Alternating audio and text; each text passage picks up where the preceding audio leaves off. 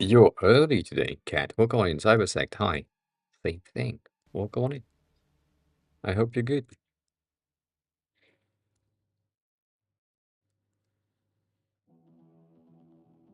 We have some issues with the washing machine that, uh, is supposed to end in like 15 minutes.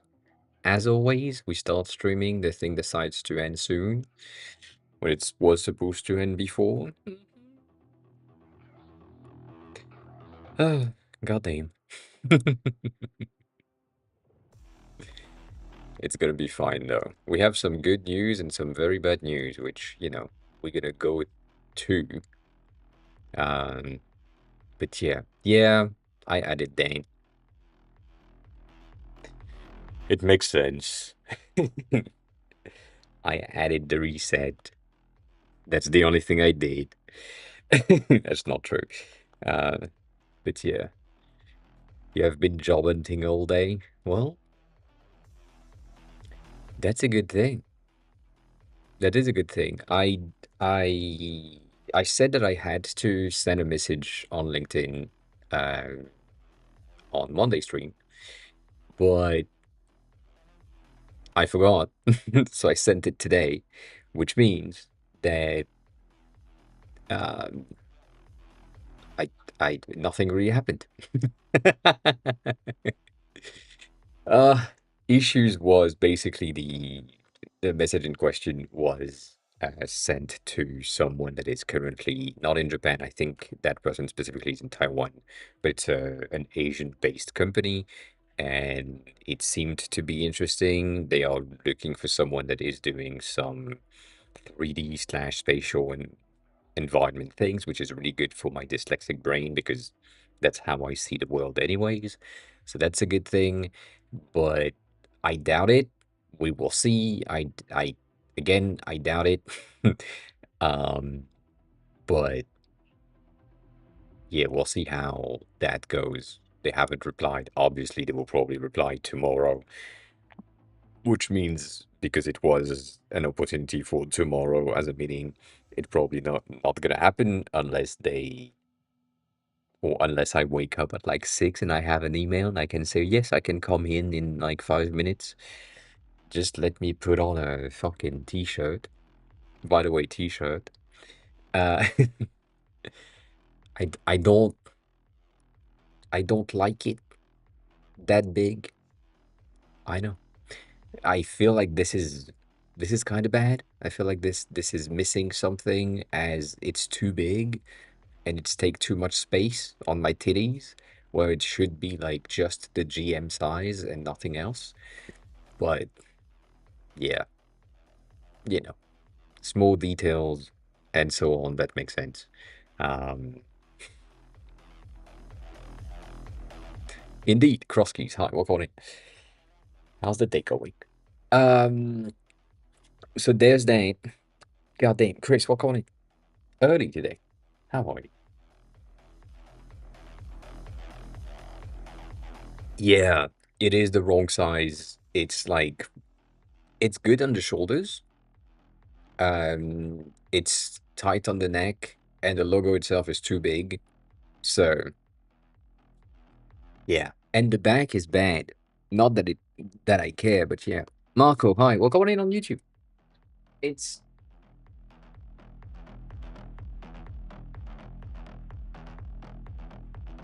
not. I mean, it's fun.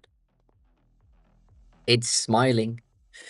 Um, but I did, it happens. It's where we are today. It's where we are today, and that's fine. We have some good news. We have some good news. Yes, I've said I'm gonna retract what I said, and we're gonna do that in order. The the design that they have in the backs for all of their shirts is much better than what they have in the front. And if they just flipped the thing and have nothing in the back, that would have been much better. I've been complaining about that um, to them and say I don't care about what's in the back of my shirt because I never see the back of my shirt. Um, you know, like it It's never in view unless I'm on in a mirror. But yeah, that's the thing. So I would rather have you bring me the design that is in the back in the front, and then nothing in the back. That would be good. But yeah, um, that's the thing. Marco, if you have any design questions, feel free to ask. As always, most of the people are on Twitch, but you are welcome to join on YouTube as always. I highly appreciate it. I'm gonna need to bounce to the washing machine in like I feel like 5 minutes. I hear the thing, so I'm gonna check that out. But yeah, they've done a good job. I was scared. I didn't really want to get like the t-shirts and the cap and the other thing that they had, but they gave me one because I was part of the team. Basically, I have been in. Jeroen van Wissen raided my stream with 7 viewers. And this time of day. And this time of day. God damn. Welcome on in. Thanks a lot for the raid, Jeroen. I appreciate it. For those of you who don't know, Jeroen, please go check them out. Co-working, dev, design, not really. At times. Person. So if you want some good music and chill background to work at the same time, that might be a good thing. So yeah, welcome on in. For those of you who don't know me, hi, I'm Aoi. I'm the helping designer. So if you have any design question, as always, feel free to ask. I'm here to help. That's the thing. That is the thing. Nutu, hi, welcome on in. Thanks a lot for chatting. So yeah, I'm currently complaining about the Figma t-shirt, but you know, it happens. Other than that, the quality of the cotton is pretty good. The fit is okay. It's a tad tight. I think I would have gone for one one up in the size to be a bit better. But yeah, we never know, right? We never know. Anyways, that's where we are. Anyway, we have good news, if I can say that now. Apple has allowed the app to be on the store. So the app is actually on the store, which is really cool. The uh, issue that I'm seeing is that one of the features that I had that was supposed to be good is not there. It has disappeared. So in between, like some of the versioning that I've done and so on, I ended up at some point probably removing something for the sake of, oh, this is something that was used for the dev tools for the debug version. So we don't need that anymore. And then I just removed it. And because I used it before, I thought it would be good for when it was in production, and that's not the case. And yeah, so I'm trying to re-implement that, but at least we have a first yes from Apple, which is pretty good enough. Newty1337 is now following. Thanks a lot for the follow. I appreciate it. Welcome on in. Welcome on in. So I would say that's the best, most important thing. Yeah, I'm not lending either. Just so that. So that's sad, but it's also pretty good.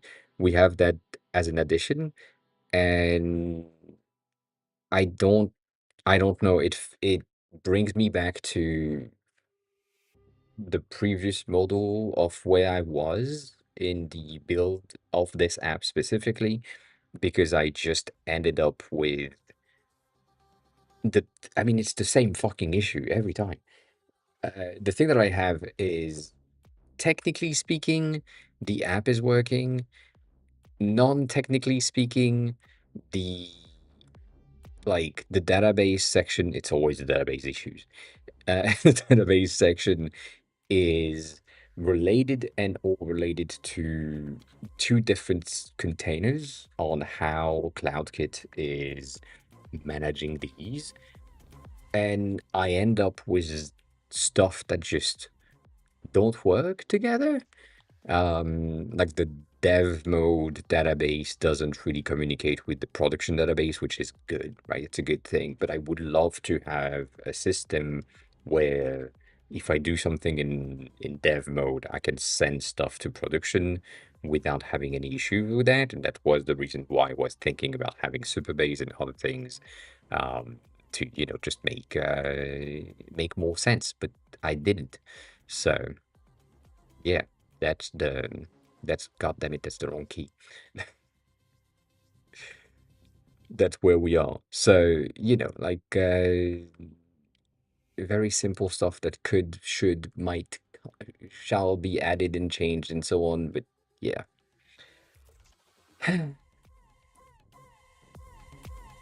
that's the thing. That's already the case. So it's not that simple. That's why it's pissing me off. Um, Basically, inside of, and I don't know if this is going to be an option, but inside of the app itself, right? You have the ability, for me, if it's me, if it's my, oh, it was so close. If it, God damn, are you gonna just make it, Stony, or are you just gonna pass it? Yeah, you're gonna just pass it. Sorry.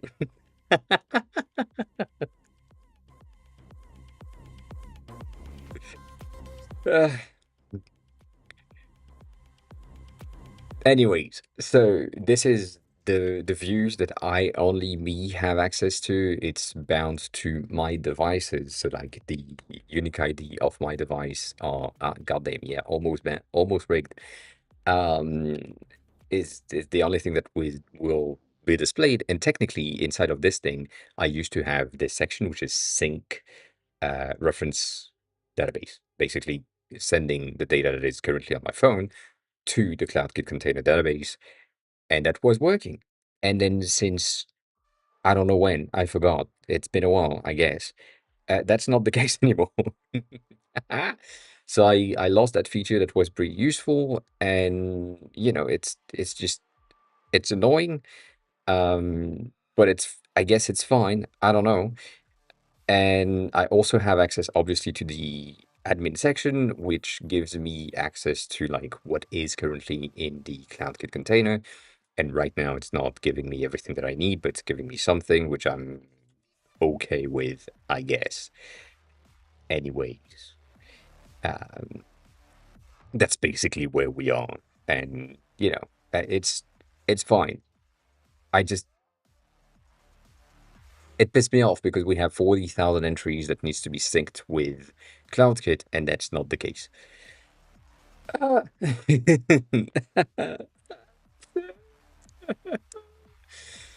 um, so yeah, you know what? Let me just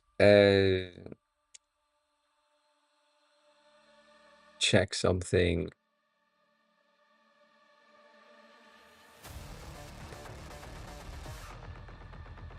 there. Um, right, officially we have the parachute drops that is already there with the classic. I mean, we are currently in the Halloween themes because that's where we are, and as far as I remember, right? Oh, that's the reason. We should have the score in chat. Yes. We shouldn't have the clouds. The sound volume is good. The notification volume is good. The comments in chat are good, I think. Refresh is 90 seconds, which is good. And then job timer. There is nothing in there that is like, you know, um,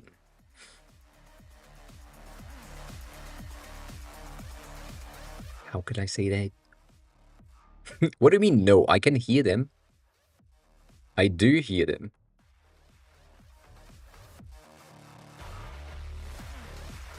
No, not that. Like, that's supposed to be good. bad. Yeah. Did it go through just this time? Boolean is now following.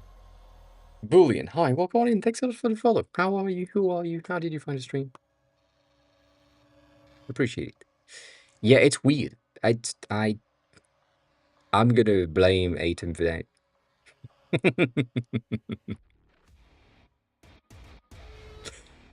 um Anyways, going back to this, it doesn't seem to, have any specifics on this. Um, that is checking the difficulties and so on. So, Atom basically released Stream Suit, which is really cool. Not gonna lie, they just announced it. So, Stream Suit is a new version of a plugin that they have, which goes on top of OBS, that goes through the a system that just makes sense for streamers, and I do like it.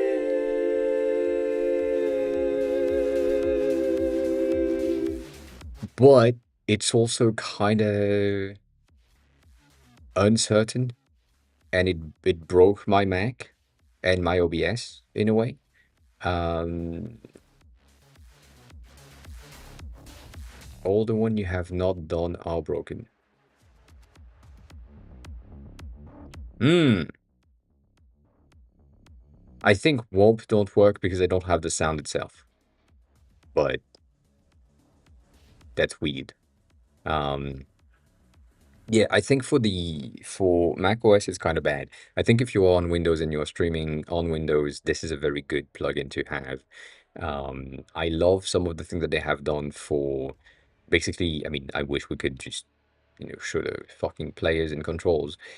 Some of the things that they have done here, basically, sorry, Greggles, for the zoom in, they have two tabs, a live tab and a build tab. And so when you're live or going live, you go in the live tab and it changes your interface to have all the things that are necessary for you to just, monitor your live stream. So you have your previews, your vertical streams, your redemptions, your multi-chats, and so on. That makes a lot of sense. And then if you go into the build thing, it removes anything that is related to your going live section. And, like you can't go live by accident if you are in the build mode. I mean, you could, but it's not necessarily the thing that you would do. And so you don't have the chats, you don't have many of the things that are just related to the live section, so that's pretty good. But basically, when I installed it on my Mac, it broke the layout. Great, work on it. And then once that was done, I had to remove it from the settings and the plugins that are installed in on OBS by default. And yeah, it just didn't work. That was so close.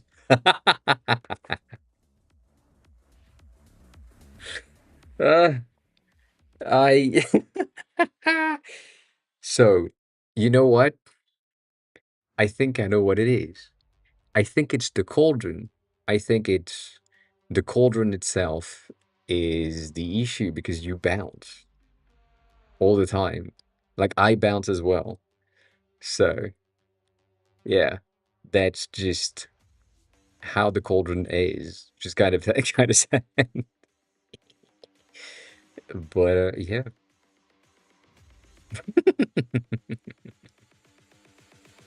Anyways, so that's what I'm blaming for OBS. Let me just refresh this to potentially have. No, don't just. I mean,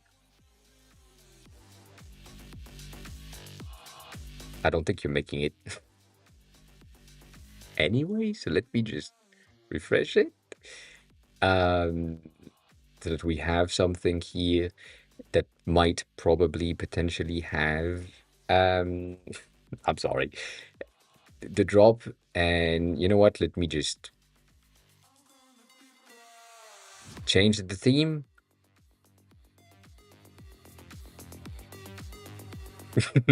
Am I changing the theme right now when you are like just dropping in and making it for once? Is that is that what happens?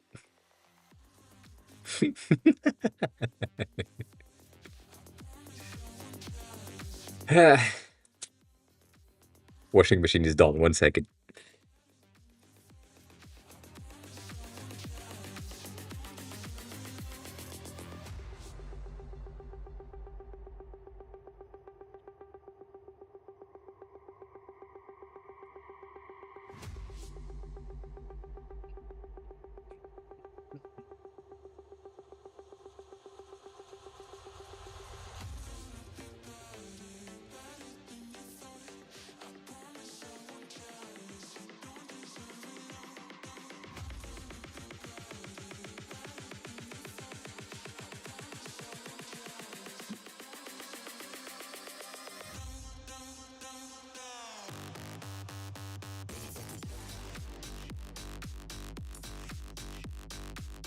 Good.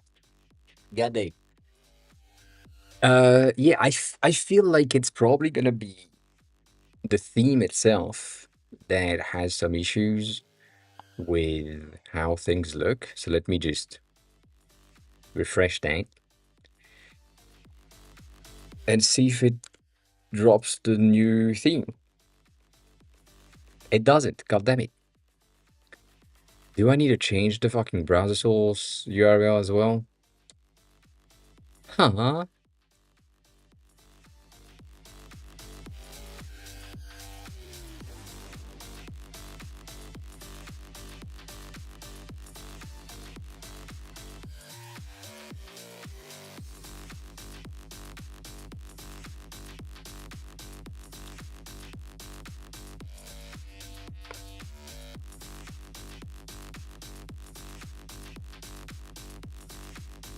Let's see. I don't think I'm gonna make it, but we never know. We never know. Yeah, I'm not gonna make it. That's for sure. You can try again, Stony, to see if it just, end up in the right position and so on. Um,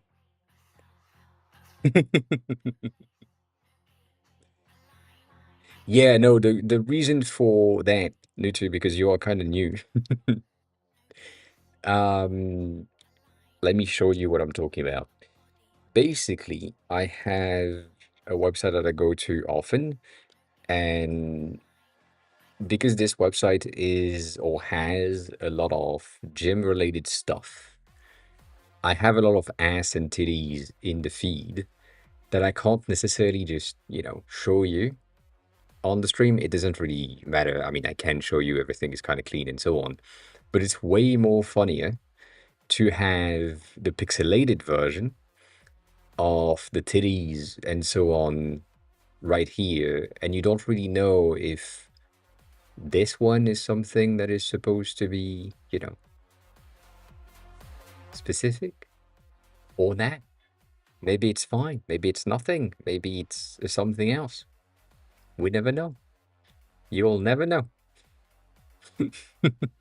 Everything is really fine, to be honest. When you're looking at it from far away or from like what it is, we have some titties and we have a lot of gyms, but we also have a lot of UI related stuff because the stream is usually a design stream most of the time.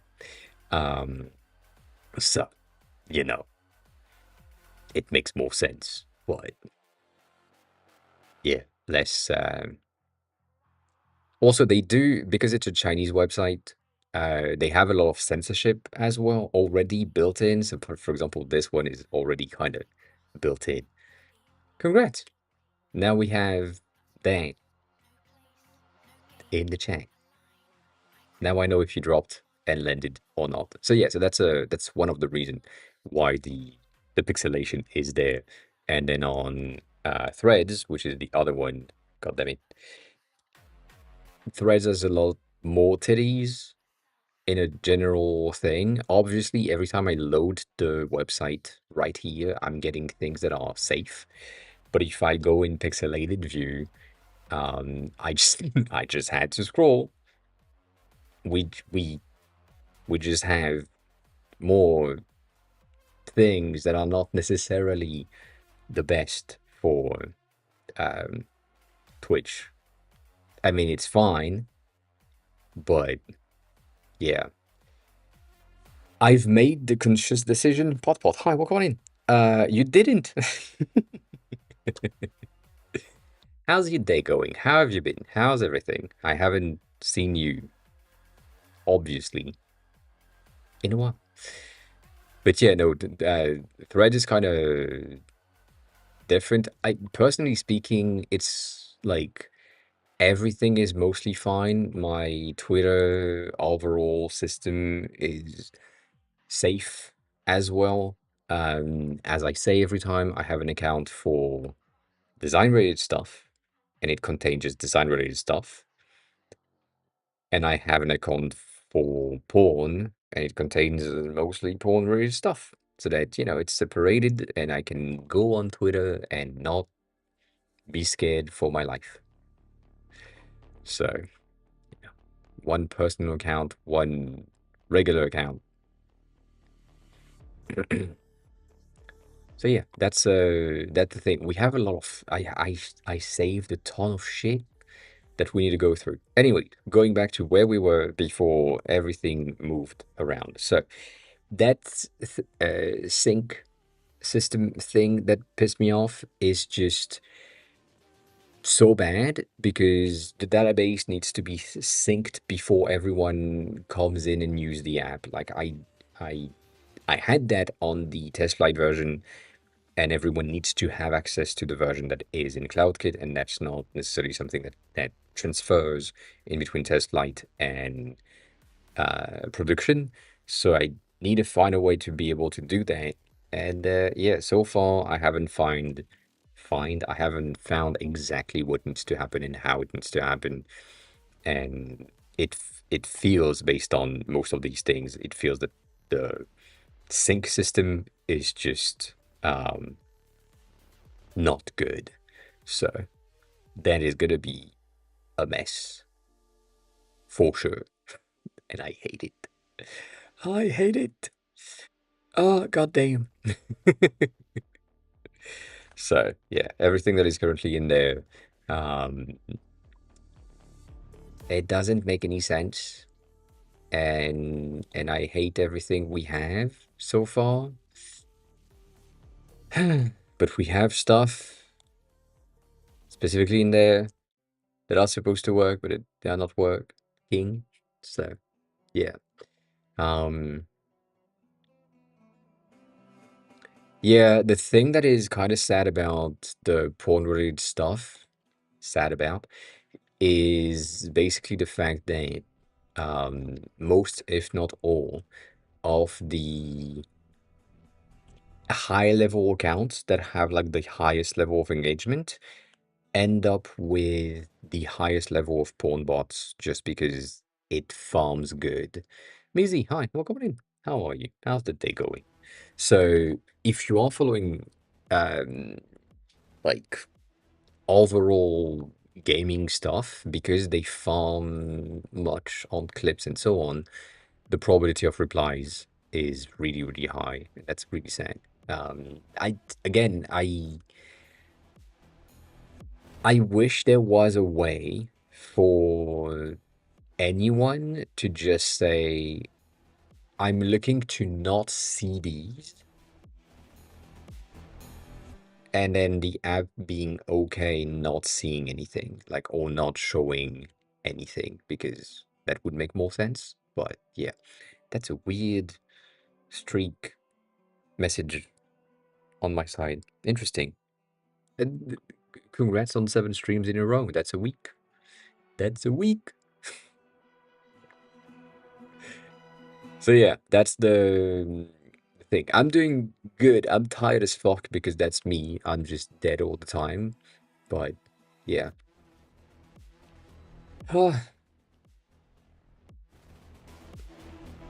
The medicine is medicining hard, and I've been almost missing the medicine 2 days in a row. I haven't, but like I'm taking the meds, these every day at like 3:30 in the afternoon. The goal is to have it at peak efficiency when I'm going to bed.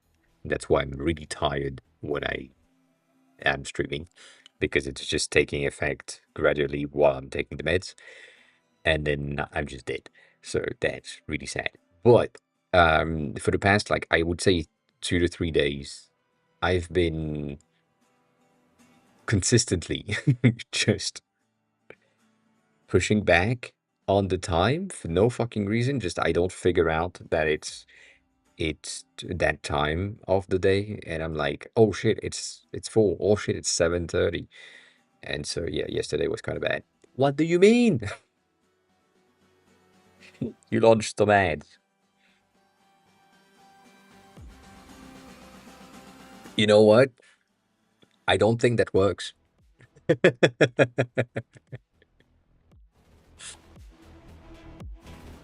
I don't think that works. I think I need a rule for that.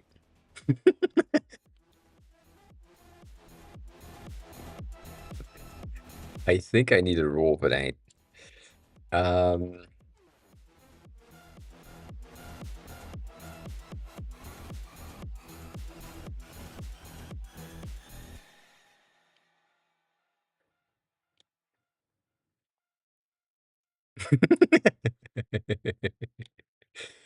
uh,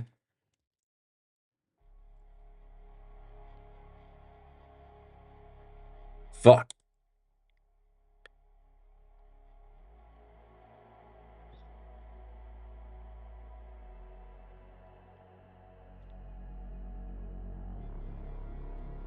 Maybe, I don't know. Maybe it works. Maybe it works. Now it will be automated. Um, but yeah, no, that's the thing. So we'll see. We'll see. Um, yeah, no one has ads. I apparently figured out that the reason why Pinterest was so shit and still is because uBlock has been detected as something that, God damn it, as something that has been uh installed. I need to figure that out, yes. Um, and therefore it was serving me things that I don't give a shit about. So that's not good.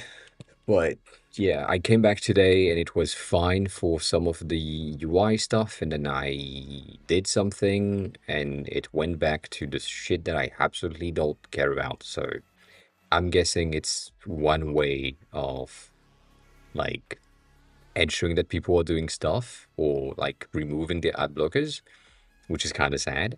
One of the glitch that I'm seeing is that every single pin that they have is going into profile. And that's something that I've seen for the past few months, where the algorithm thing that they have that detects which type of pin goes where doesn't work anymore. Or at least for me, it doesn't work. Like these shouldn't be in profile. Like this should be in UI UX or at least in design. But no, it's reverted and defaulted to profile every single time. So I don't really know what happens in there. Um, which, I haven't used Pinterest in a long time, so it makes sense. But goddamn, is it annoying. Anyways, going back to where we stopped on Monday, if I can. Um, there is so many things for Techie specifically that I'm kind of waiting for Techie to come back and just dropped everything because it's gonna be pretty good. Most of these are like mascot related and UI related, but yeah, we stopped somewhere along the line of here. As far as I remember, we talked about the code itself. That was the question that most people had related to uh, the creation of these navigation bars. And so what they have done here is you have a toolbar, which is basically a toolbar group, and in there you have your items and you use the spaces. The thing is, when I'm using a spacer, for some reason it doesn't work, so I don't really know how it works for them, but not for me. One of them is a fixed spacer, and this one is flexible, and that makes absolutely no sense.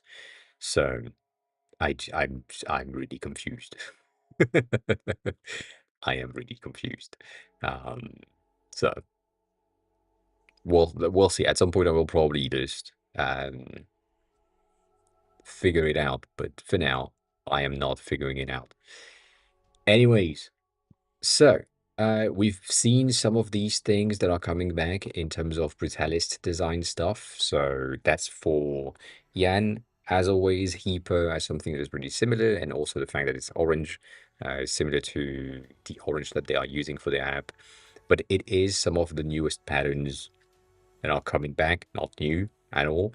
It's something that we've seen for a long time, but like right now, it's coming back slowly with a lot more designers doing some brutalist design, but adding them to places that you are not usually seeing them. So most of the designers that we follow on Twitter are usually doing some UI UX stuff, and now they are using these opportunities to add that to containers, to buildings, to cars, to other things. So it's pretty interesting to see when things happen like this. Moving on to some really cool icons, as always. Iconly is really nice. I have uh, that.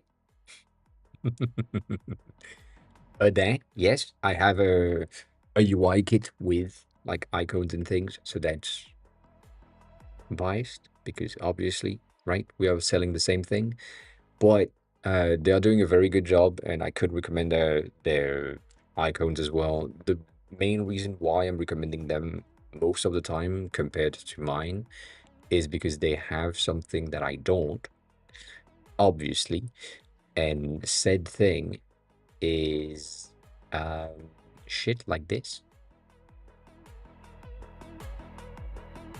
and that's good. They are doing a very good job at animating their content and their icons and their transitions for almost all of the icons.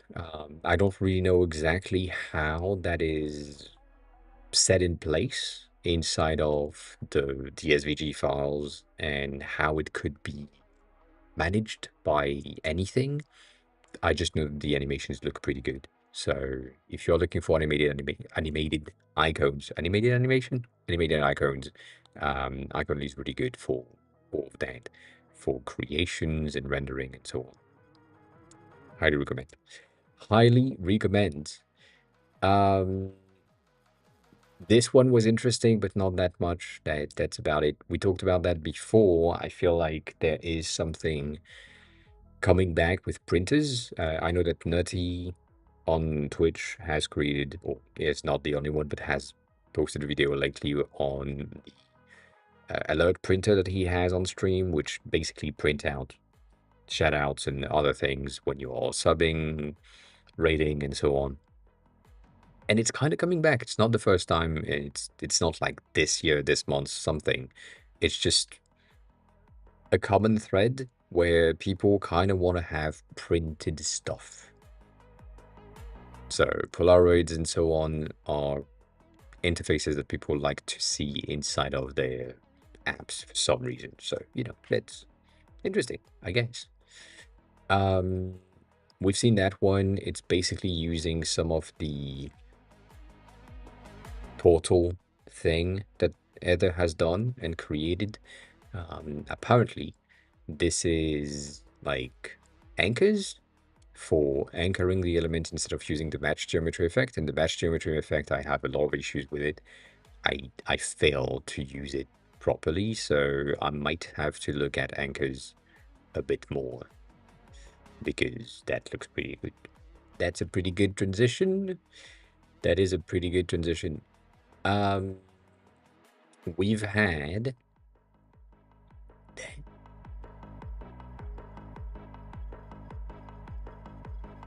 I don't know. I like it.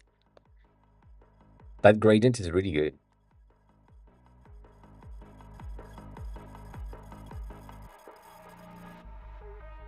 They say lobster chair, but like it feels like burnt toast. Anyways, moving on. Um, this is also something that I'm personally attracted to.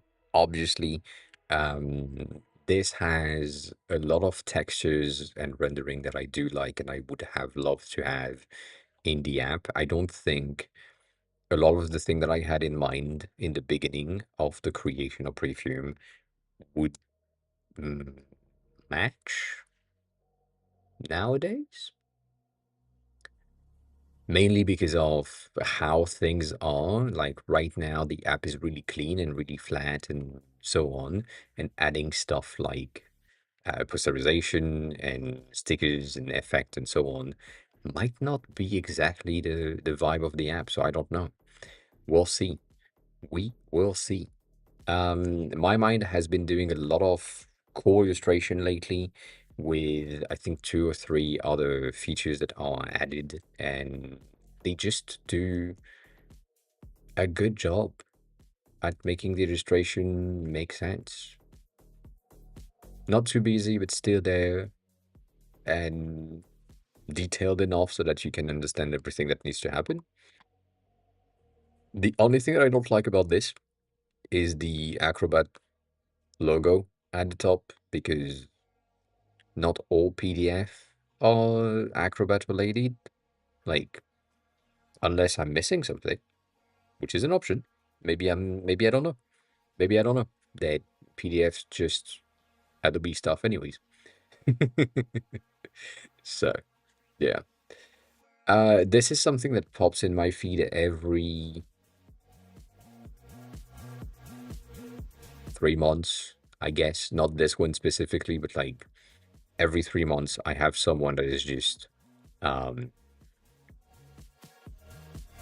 reminiscing on the previous UIs that we used to do and say this used to be the days, or we don't know how to do that anymore.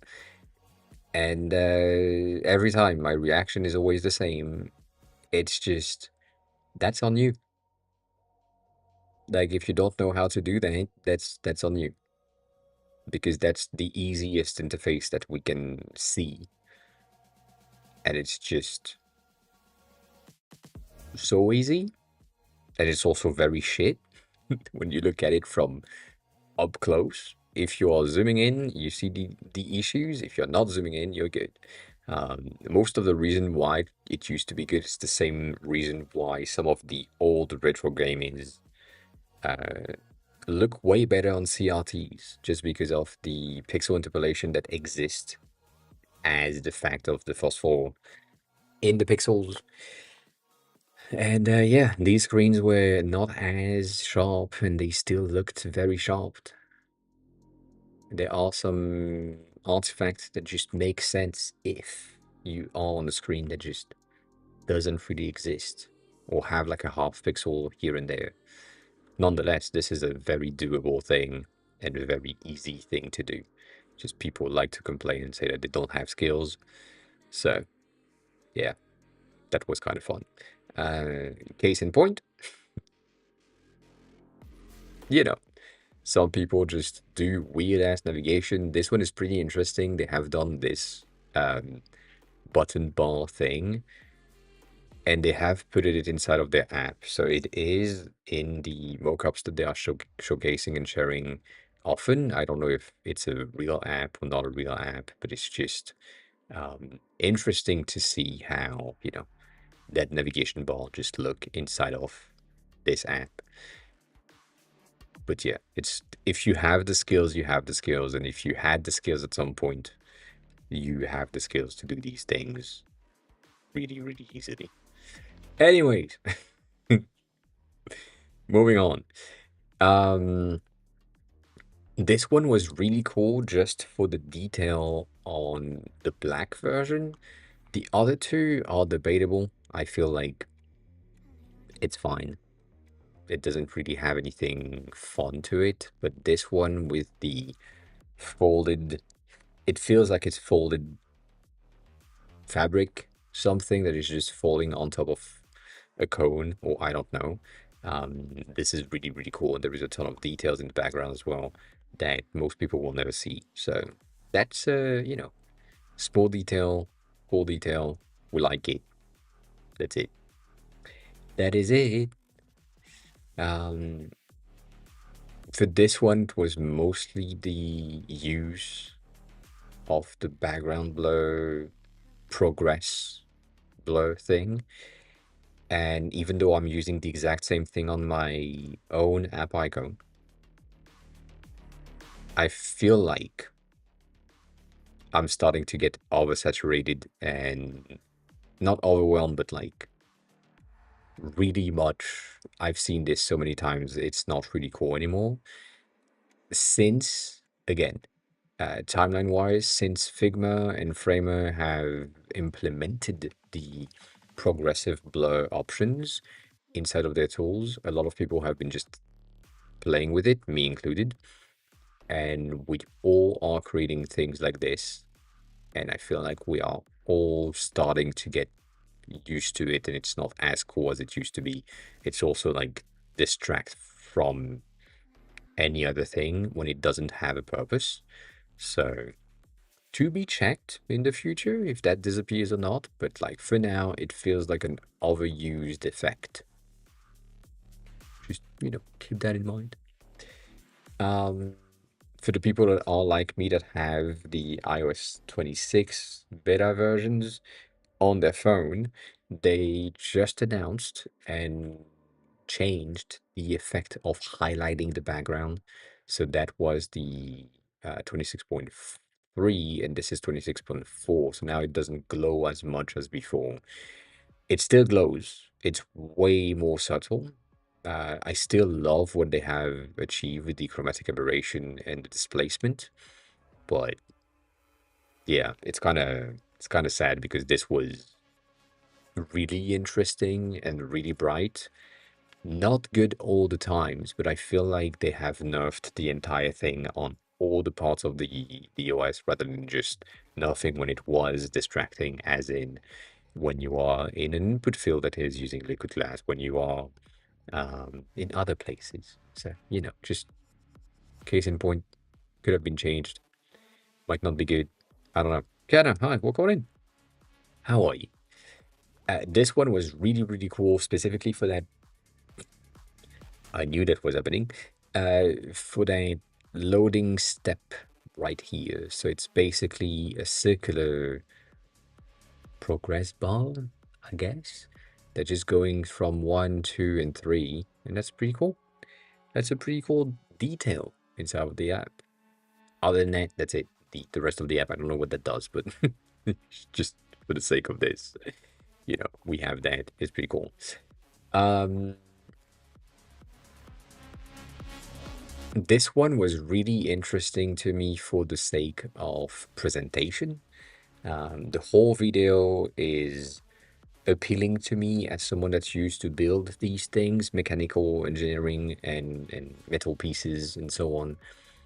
Is something that obviously I've worked on. Not that one specifically, but like the type of work that I used to do. And I don't know if this is something that regular people would notice as an ad and say that's so cool just because the video is cool, or if it's for other reasons. I don't know. I I'm not hyped about it, right? It's interesting to see the motion design added and the creations for a lamp. So maybe it's cool. I don't know. I don't know. Anyways, Kid White has been doing a lot of really interesting Back to the Future situation for me. Um, Basically just reintroducing some buttons, some effects, some things that are older, more interesting potentially, and we've talked about this one specifically because it's pretty much that. But they've done like a lot of these things in the past, and they've been playing with effects and other like displacements of content, which is pretty interesting. Um, so if you want someone that is good in art icon creations, but also in details and effects and so on.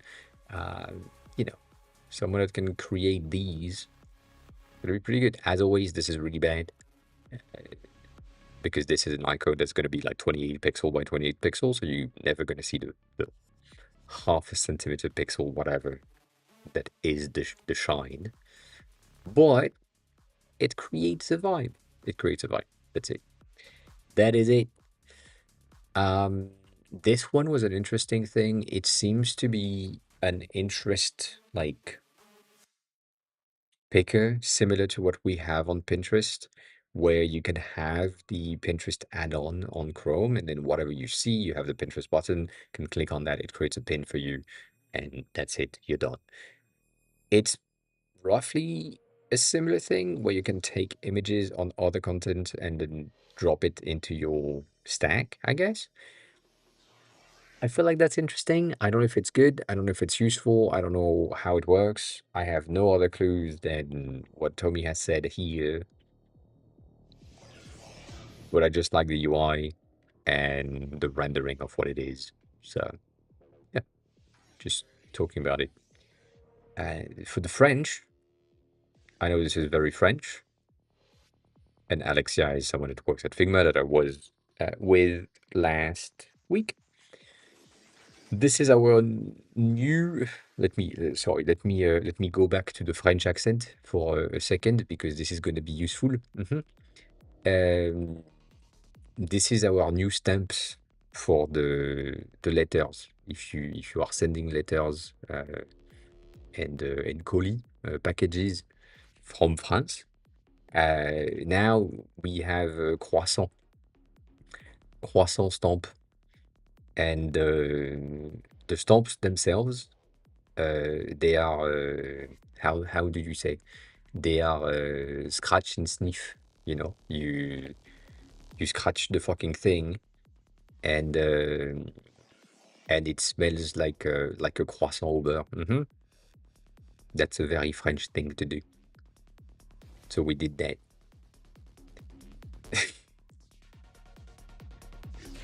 Very French. Very French indeed. Anyways, moving on. Moving on. This one was really cool. I liked the rendering. Someone else recreated it in I think Figma. Um, but yeah. I mean that's just Alexia that is like the designer advocate at Figma for France, like France, UK, and Germany. And I mean not just these three, but like mostly these three Europe related stuff. And she's doing a lot of things related to design, obviously, and the stamps themselves, the timbre in French, are a cool concept. Like it's the same thing as the the money in Canada. If you have been there before, if you are there, I forgot. And you can scratch the Canadian flag or the holographic thing, and it smells like maple syrup. It's kind of the same thing. Um, so no. It's the same ID, but yeah, um, that's an interesting thing. As always, Jay is doing a lot of good work, and he basically just recreated the entirety of the Apple site. Um, and it's, I mean, not the Apple site, but like just one of the section of the Apple site and the interactions in there. So, as always, really cool to see. This one is weird.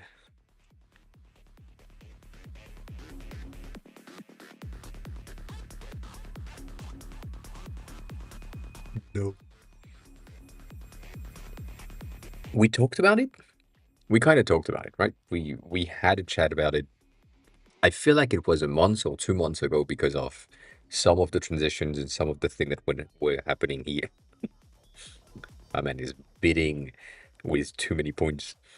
Um, and I don't know if this is going to become a new style of UI that people are going to follow through. It has a vibe that is dated to me. Like it's not necessarily something that is up to date and brand new and so on. It feels old, but it also has some new design situation where like the selectors have these uh, divots and so on. You want everyone to chip in for points. I doubt it. So we had like discussions before about how they made some of these transition, and they were really bad. But apparently, uh, Apparently now they have made them way better, so that's good. I still think the design style is a debatable choice on this one, but yeah.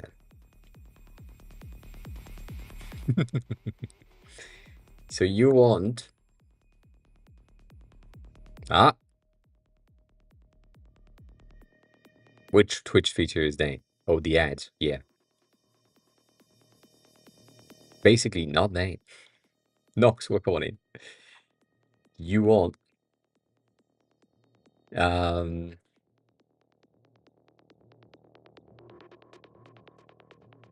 I thought we had it.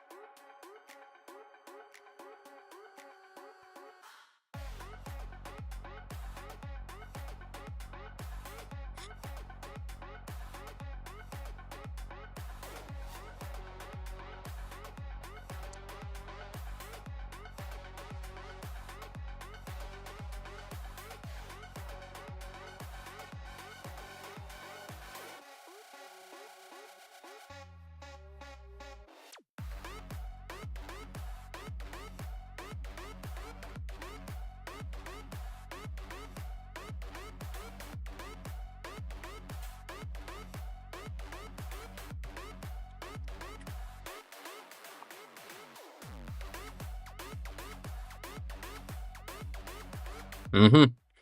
Um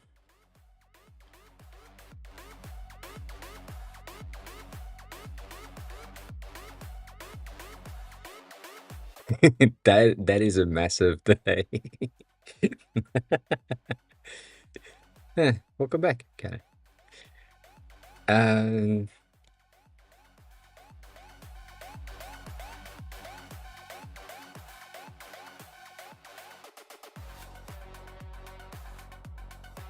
I forgot if that's an option.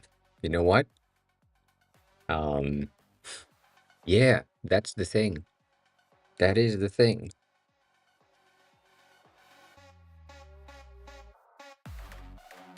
All right, that's an option. That is an option. I need a pee though.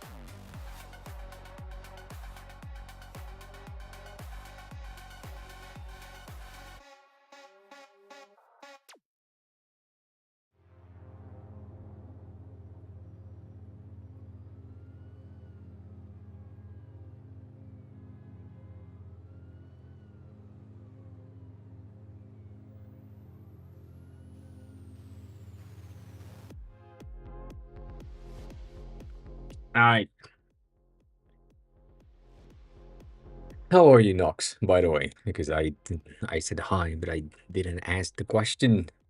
Did not ask the question. Um. So yeah, that's one of the thing that happens, and I don't know. I don't know. I don't know if this is something that is going to become a bit of a trend or not. It's using a lot of different things that we have used before, but it's also not necessarily. the style that we are used to. So it could become a new trend. I just don't know yet, and it feels wrong. But as always, anything that is kind of different feels wrong at first, and then if it's okay and it works for specific use cases, it just makes more sense. The issue that I have is the presentation themselves just look like not much. They don't give me anything that I'm definitely saying, oh yeah, we need this for sure. Like that's something that we have. And in my head, it has something that is related to um that,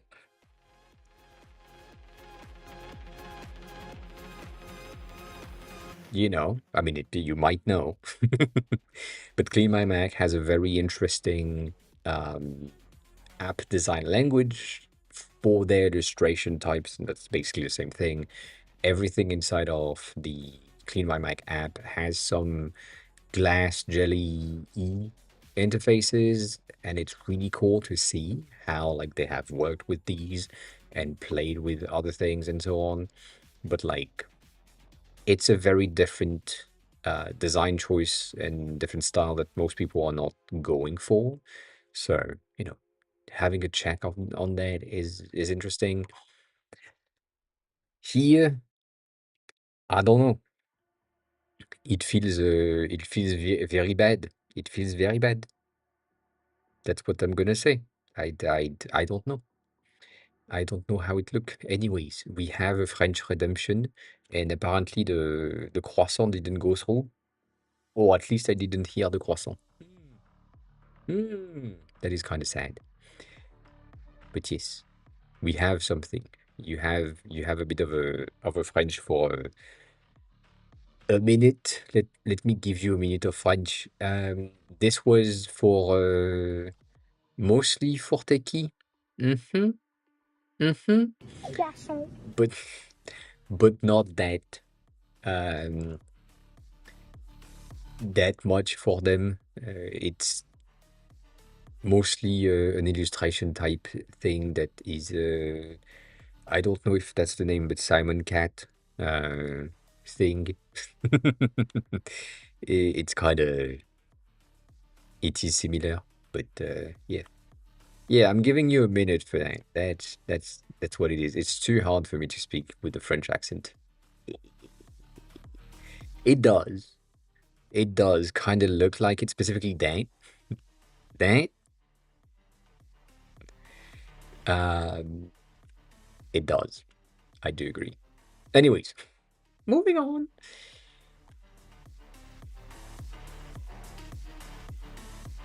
I don't know what that is, but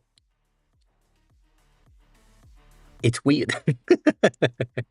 So I don't understand if the goal is to drink a certain amount of calories or if the goal is to burn a certain amount of calories so that you can go drink and then based on what you have drank, you need to burn them off by doing some activities. I don't know. But from an external point of view, the design is pretty cool and the illustrations are pretty cool. The background, which I don't think you can see on stream, or if you can, not really. The background is really similar to what Dapshi had done with the included room situation 3D rendering. So yeah, maybe drink up to that much, but based on the plus button and the fact that when you add a beer, apparently it bump the calories to burn, I guess. Um, but yeah, I don't know. Um, yeah, sweat now, sip later. So yeah, I was right. Basically, you can decide how much you can drink, um, in order to, you know, push your alcoholism. Good job. Good job. This is so bad. uh,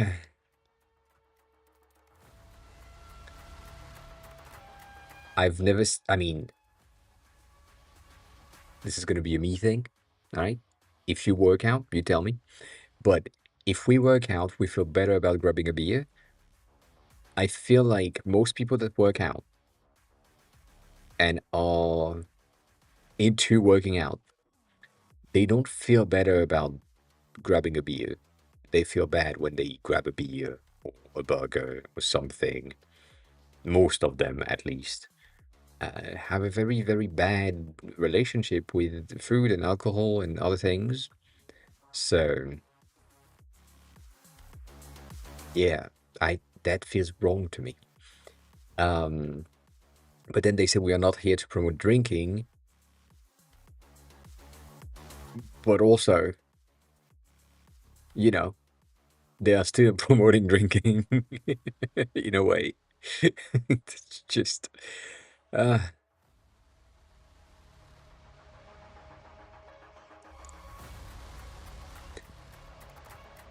that sentence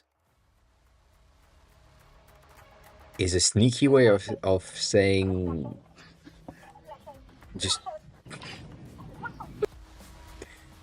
fucking for 30 minutes before dinner. I that anyways. The design is cool. That's it. That's what it is. That is what it is. I did too. Pod. Basically, I had a drink on Thursday last week because there was the Figma event, hence the T-shirt, and because I'm part of the influencers that was at the events. It just it makes sense. I'm at the bar with everyone, and it makes sense to be included and so on. So having like one drink is fine. But I'm not drinking as much as I used to drink.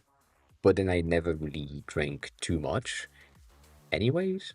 Um, so yeah, my current issue is mostly burgers, not necessarily drinking, and the reason is uh,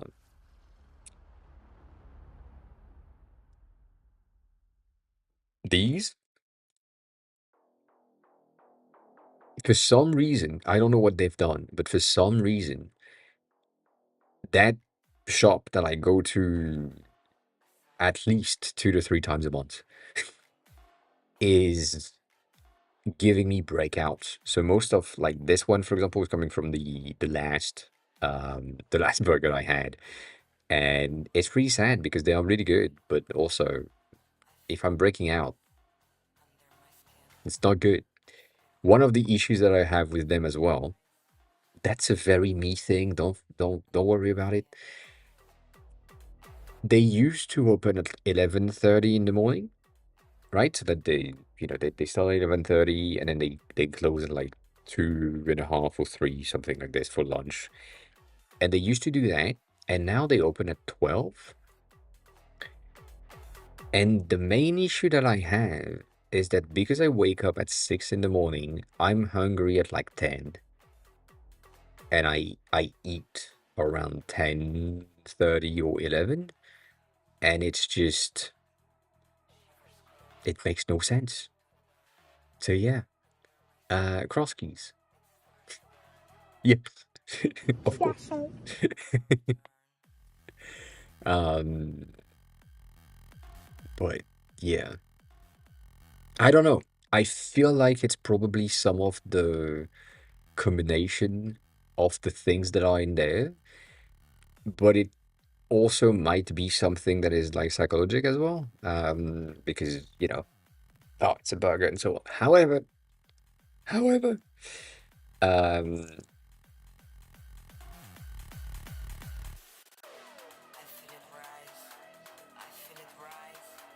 this one, if it loads, they don't. I'm fine with these. Um, like these ones are really good. I'm always using the same fucking burger because it's the easiest thing. I'm using it. I mean, I'm ordering a smash burger. As I've said before, it's so close to my flat, and um, yes, um, the I mean, not yes for this, but I thought it was a different link. One second. And so I can, the good day, like not right now because they are closed. It's the same issues. They used to open at 6 and now they open at 7. And it pissed me off because I'm hungry early. Anyways, I get the smash burger. They know me enough so that if the guy that is at the cooktop sees me through the window, he knows exactly what to do. And usually, what happens is they saw me go through. The girl that is at the register knows me, so she types in my order, even though there is like 15 people before me. And when I arrive, I just pay, and and I get out with my bag. So in roughly 5 to 7 minutes, I'm in and out of the burger place, and it's pretty nice. It's pretty nice. Anyways, so I don't know what's making my screen break out, but yeah. Um, ooh, that's interesting.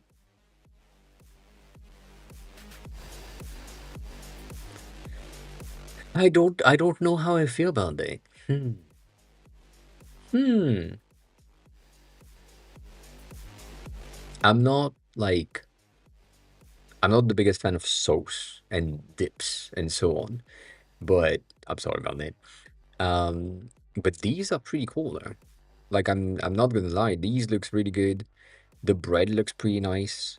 The fillings, obviously, these are the pictures. I don't know if they look the same um in real life, but it's pretty it's pretty neat. Not gonna lie. Um Not gonna lie, it's really well made. That is drippy. Yeah, I could try one out. Um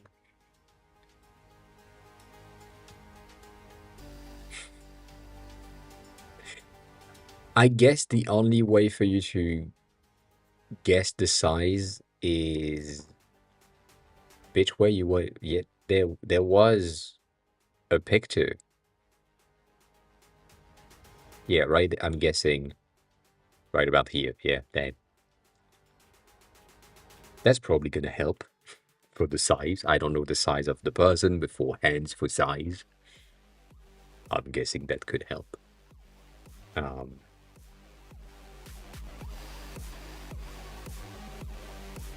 yeah, like same thing. Hands for size, and then you have face for size.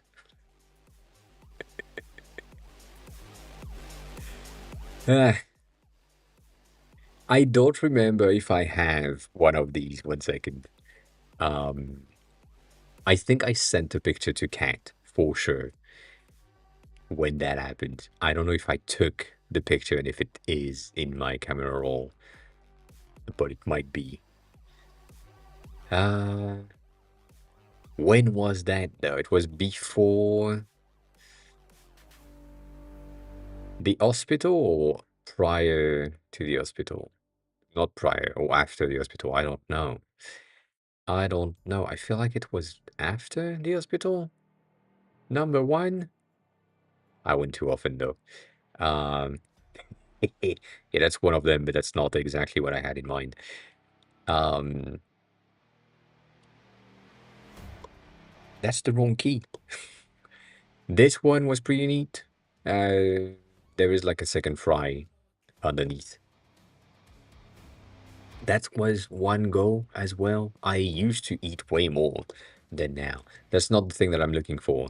Um, I'm looking for a burrito that was a Japanese burrito, which made me debate if I was in Japan or not, because goddamn, that thing was hefty. probably sent me to the hospital, to be honest.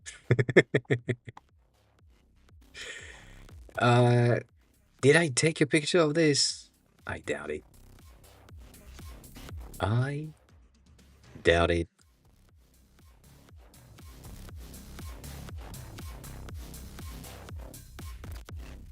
Yeah, I probably haven't. God damn it.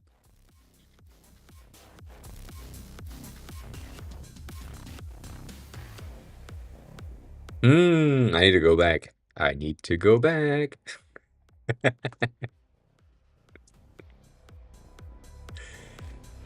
But these looks pretty cool. I'm not gonna lie. I don't know if I could um order that. Like I would say that's the issue that I have with a lot of sandwiches and other places, like food places related. Yeah, that's interesting. Um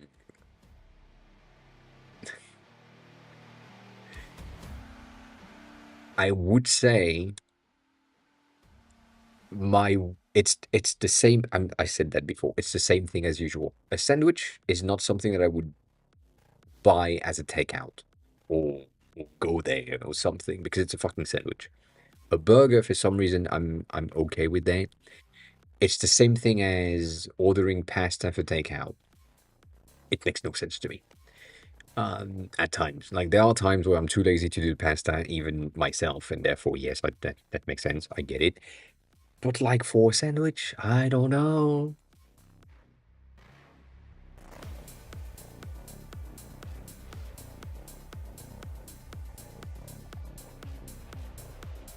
Hmm.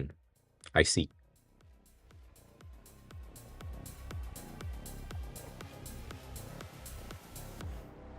Yeah, I don't know. Like the last burger from the burger place that I go to is also like kind of the same thing where roughly the bread is breaking apart too fast when it shouldn't. So yeah, that's something that, you know, needs to be changed probably at some point.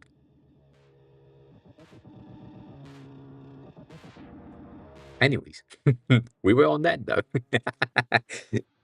So yeah, so I don't know exactly what that app is other than promoting alcoholism and giving you a reason to go drink, which sounds really bad for me, but why not? If that's your thing, do it. I'm really impressed and jealous, not really, but um like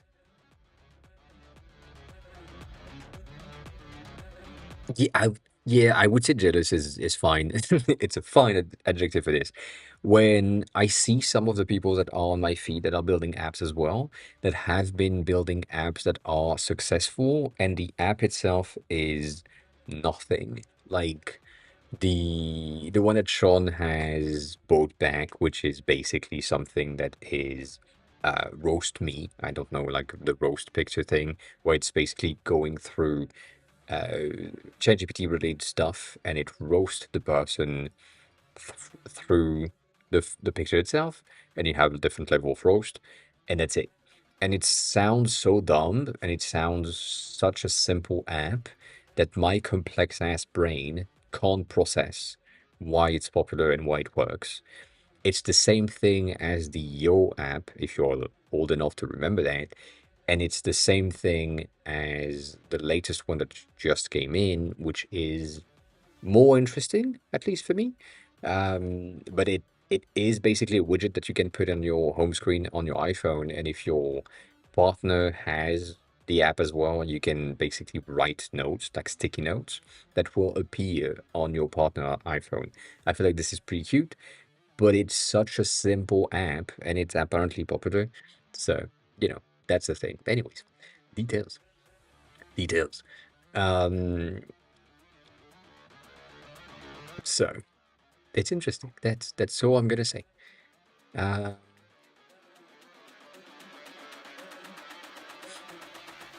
that was an interesting one.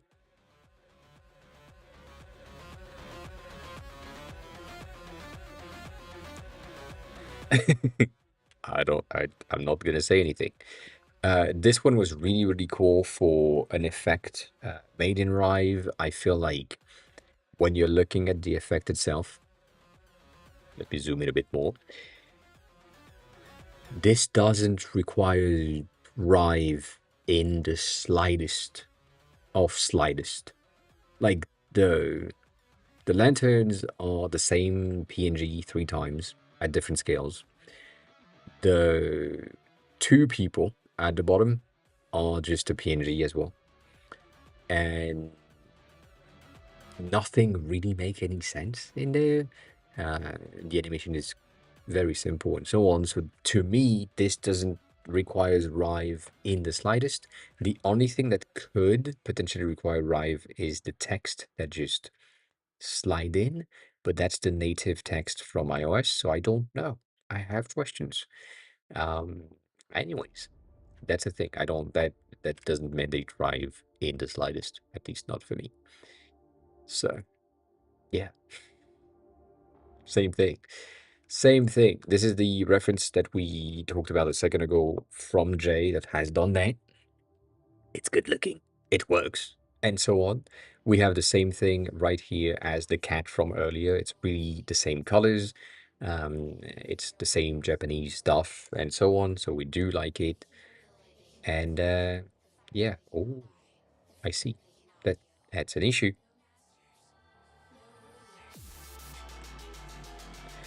Um, the same apples and so on. This one, I saved it for the same reason as usual. This is pastels colors that are coming back often. And there are some weird choices that I wouldn't have made, but that's fine.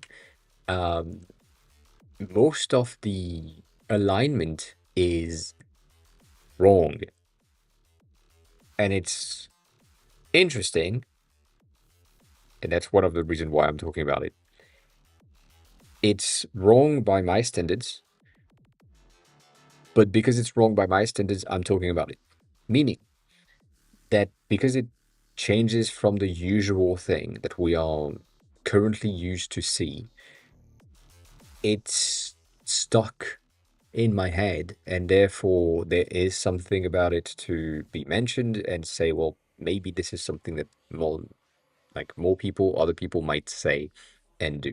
The pattern in question is you have a regular 4-point star, a very 16 star, and an 8 star, which in the order of things you should have had 4, 8, 16, right? Because it's just a rotation addition every time. And then the icon itself has way more spacing at the top than it has on the side, and I would just have the thing above. It feels wrong to me, obviously, because alignment and things. But other than that, it's a very interesting behavior and interesting choice of placements and alignment and so on. So as a potential, there is probably reasoning. August is doing a lot of things as well, so probably reasoning behind it. Um, moving on. This one was cool for a lot of reasons. It's going back to the other thing that we showcased a second ago. Most of these things have extremely small details and things here and there that just like make the content a bit more interesting. But it's doing the exact same thing that we talked about before, where it's adding some realism, yes, on things, but wrongly. So the only thing that you can do on a vinyl in terms of printing is something that is above, like can have more ink so that it's embossed and not carved in. And right now the illustration makes it look like it's carved in. The other thing that I'm seeing is that if you have the jacket that is on top, the shadow that is on top of the thing, you can't really have the highlights of the carved in things highlighted. Like it makes no sense. And so a lot of people, and again, not really blaming that person specifically, but just blaming the general use case of these things, are applying some effects that they have seen once without really understanding where they are coming from and how they are created in the first place. So you end up with things that just look okay, and they have a smidge amount of weirdness to them because it just isn't realistic enough to, be rendered in a format that just makes sense. So, it's just weird. Um, but yeah, other than that, it's a very cool thing to see that most or a lot of designers right now are coming back to these styles of implementing new teeny tiny details, textures, and other elements to make their apps and or project look better or look more interesting. So we do like it. We do like it. Um, this one may have received a contender. It's above in the feed, but I saw that this morning and I kind of have to or had to just like it to go through the thing. Not this morning, but like in the morning. This is the same as the cat, as the dogs that we just saw earlier, which means that this is becoming a pattern, and it's aligned with what I've been saying for the past few months of people and designers are going back into organic and more uh, abstract natural shapes because AI cannot generate these things on its own. Like it can for sure, but it can't really do that by default. So this means that even if it's AI generated, which is not the case, it needs a human manager slash orchestrator on top to really go through the creation of something like this. So this is really much the 2025, 2026 style that we are going to see for Alan. Hi, welcome in. How are you? How have you been? How's everything? To just tell everyone that this is organic and organic made, um, naturally made by someone that has, other things. So, you count the fingers, you make sure it makes sense. Look at the illustration, make sure it makes sense, um, and so on. It's a very interesting thing, and it's a very cool pattern that I'm seeing of just adding some organic shapes and such. Um, yeah, I am. If you have like a link or something or a description, please share. This one was interesting for me for one specific reason. This is a pattern. This is a strong pattern. Um, we've been talking about it for, I would say, for a while now. These, again, it's the organic, human-made stuff that is really coming back, but it's also like the collage effect and cutout, stamp, Sharpies, and so on. That's a new pattern. I thought about doing that exact thing in the beginning of the perfume app, and I've seen a lot more apps do the exact same thing.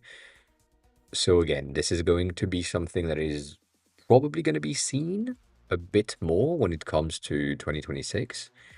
But yeah, this is definitely a pattern. Um, it's coming in mainly for the same regular reason of if you have that, it feels human. It feels human made. Like a person decided to place things here and then that on top and then that Sharpie on top.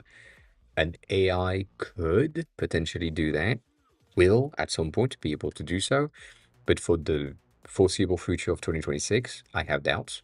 And so again, I believe this is the raise, rise, rise against the AI machine. Uh, for designers and just having things that are only organic made. So we like it. We like it. Stickers, same situation. Like most AI will not create the stickers by default. You need to have like a human that says that. So that was a pretty cool thing. Um, from the thing that we shared earlier, this this is the style that we're seeing. This one we saw last Monday, Friday, I forgot. This week or last week, whatever time. Um, this is a bit of a new style, which is a brutalist. I think it's called neo-acid brutalism. I think that's where we are right now. It's going to change because, you know, things are changing really fast. But yeah, there is like brutalism in there, but there is a lot of acid related stuff. Um, but yeah, neo acid is on neo brutalism is one of them, and because it takes a lot of roots in acid, it's pretty nice. So yeah, we'll see. We'll see what happens. Um, this one was really interesting, and it's also a very interesting choice of imagery. Um, like it's a very AI generated feeling images, but it also feels like an illustration type, and it's weirdly placed, but it makes sense for my mind, the app in question.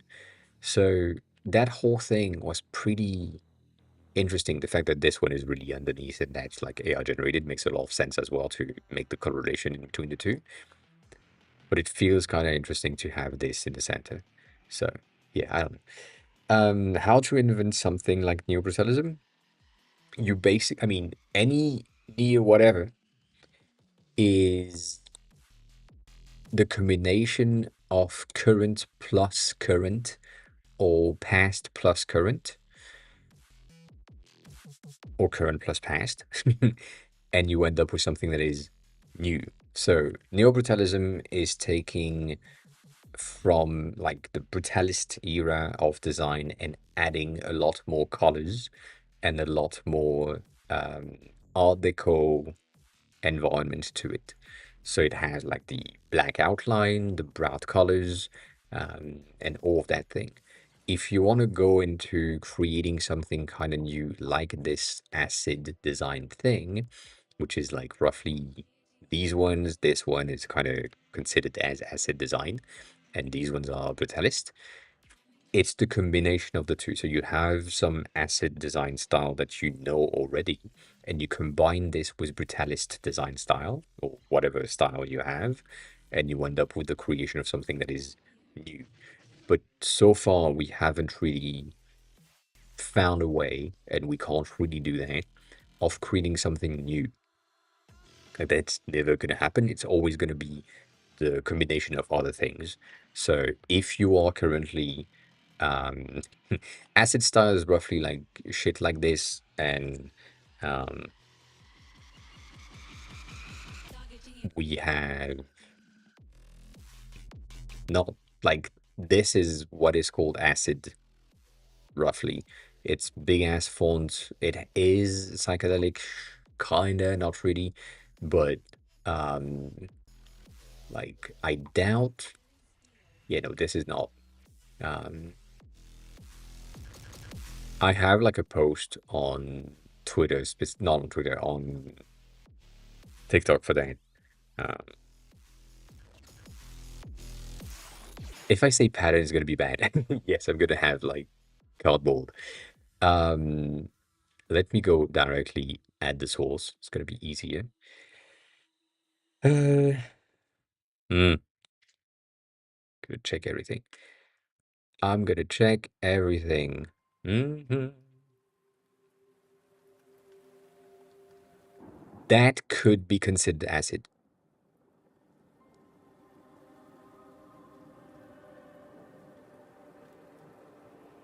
Like, I think it is. Alan, I think it is the root of cardboard things. I don't have one here. I can't show you. But yeah, that's the. I would say this is like some sort of acid. This one specifically, this one is mostly cyber based on many things, but this is roughly acid in my understanding and in my presentation. So yeah, it's a lot of interesting thing. Um, like the duotones that we have here, like these are considered acid, or at least in my head they are considered acid. Um, you know, because it makes sense.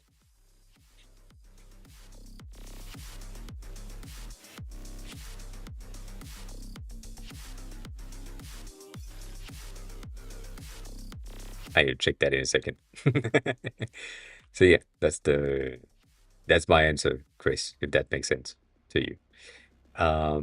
You know what? I'm gonna check that now because it's I have too much based on where we are here.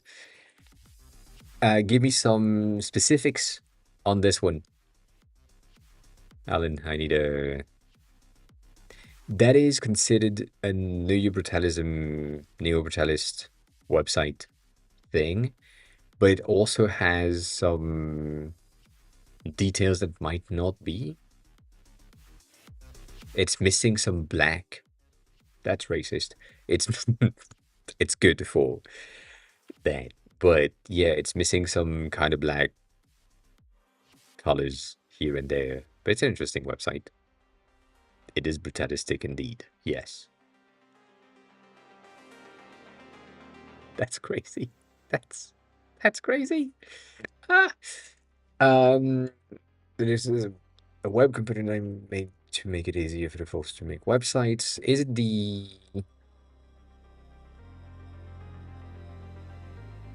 Napoleon thing? ID, right? It's designed to do some basic setup for you and then out of the way as much as possible. Now, it is related, but unrelated. I see. Um, what do you need? You said you need to pick a color, and yes, you do. Is it like you need to pick a color for the entire website, or you need to pick a color for one thing specifically?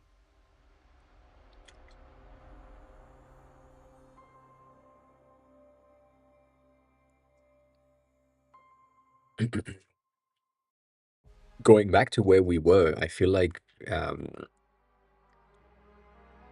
you could go with one of these as a main.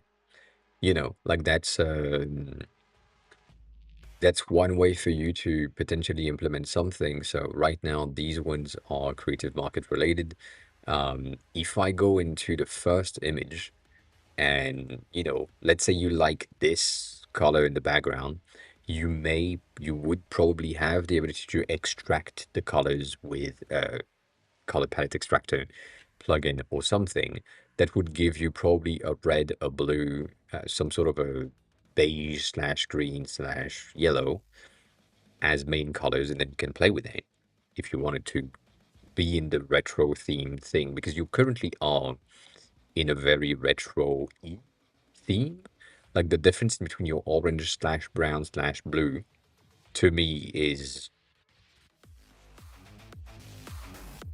um,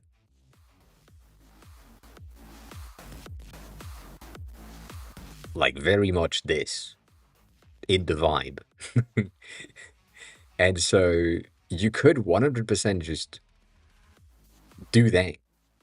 And, you take an image that makes sense to you in terms of the color scheme, maybe the logo, maybe the um I know, I'm convincing. But let's say you like the poster a lot because Tron is good. We like Tron. Haven't watched the latest one. I'm waiting. Um, but in there you have your kind of brownish pink that you already have. You have a light color for the text and the content that needs to be highlighted, and you have some blue for the rest of the things. So with that poster alone, you have like a color palette that's pretty good. If you just wanted to be reductive in what you can have, you can just use the logo and have a white, a blue, a black, and some sort of reddish brown copper color, and that's your color palette. You know, um, it could it could be something that just get that as a potential. Um, but that's the vibe that I got from here. So you could do that. If you want to do that, you probably have plugins and other things on on your end as well. But you can just um let me get that.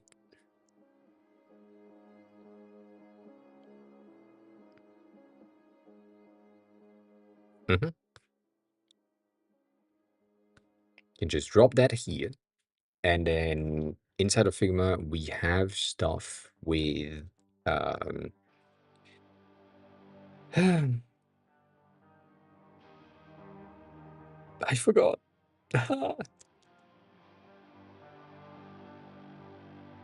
I think it's called a palette extractor. I think that's the name. No,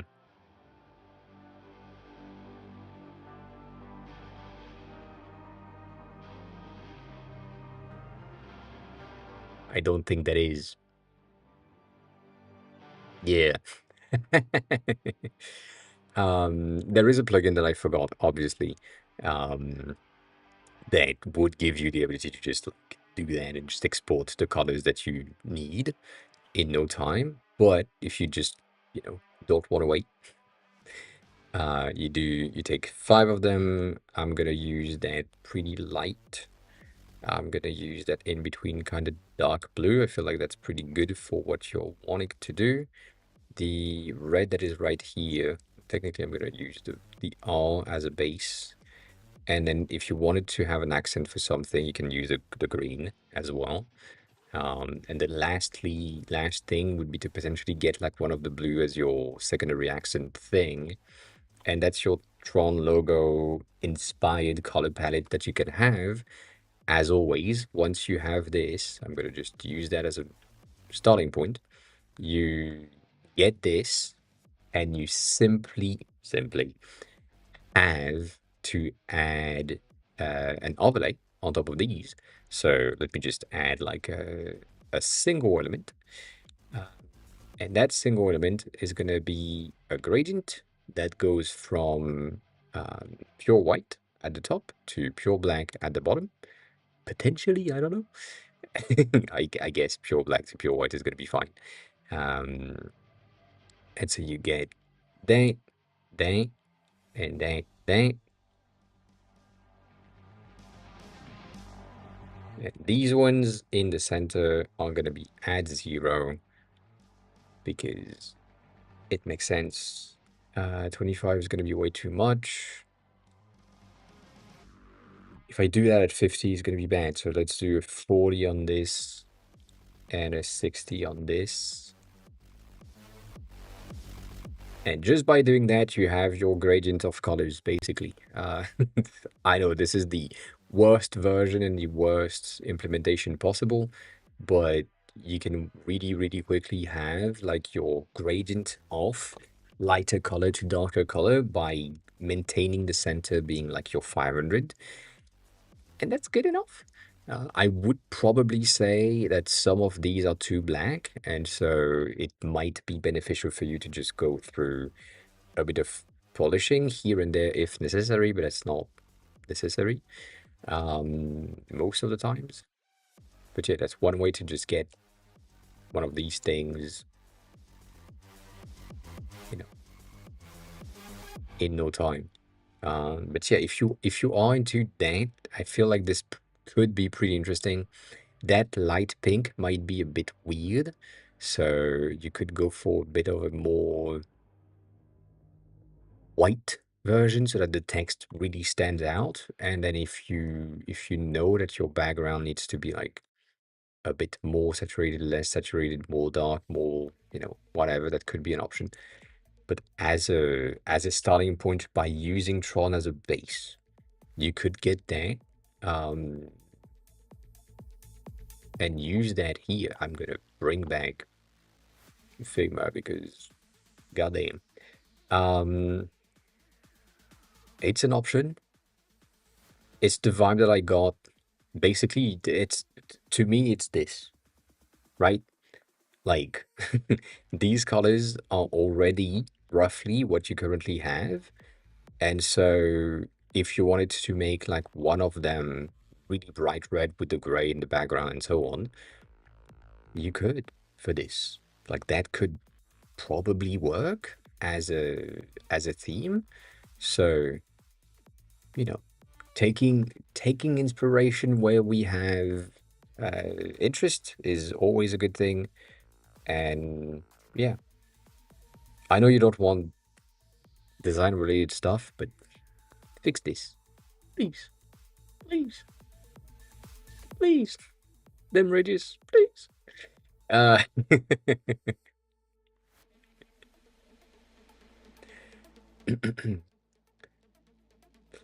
that would be also a thing that I have issues with, but I also understand why that exists. When you are doing a concentric circle thing, so let's say I have that right here. Let me do that in red, so it makes more sense. Um, right, that might be a bit bright. Let me do that in not that bright. Even yeah, whatever. It doesn't matter. If you look at it closely, your outer corner looks bigger than your inner corner. If I go even further out, you can see that my perceived corner in the center is way smaller than the one that is outside. And right now, the issue that you have is that this thing is doing that.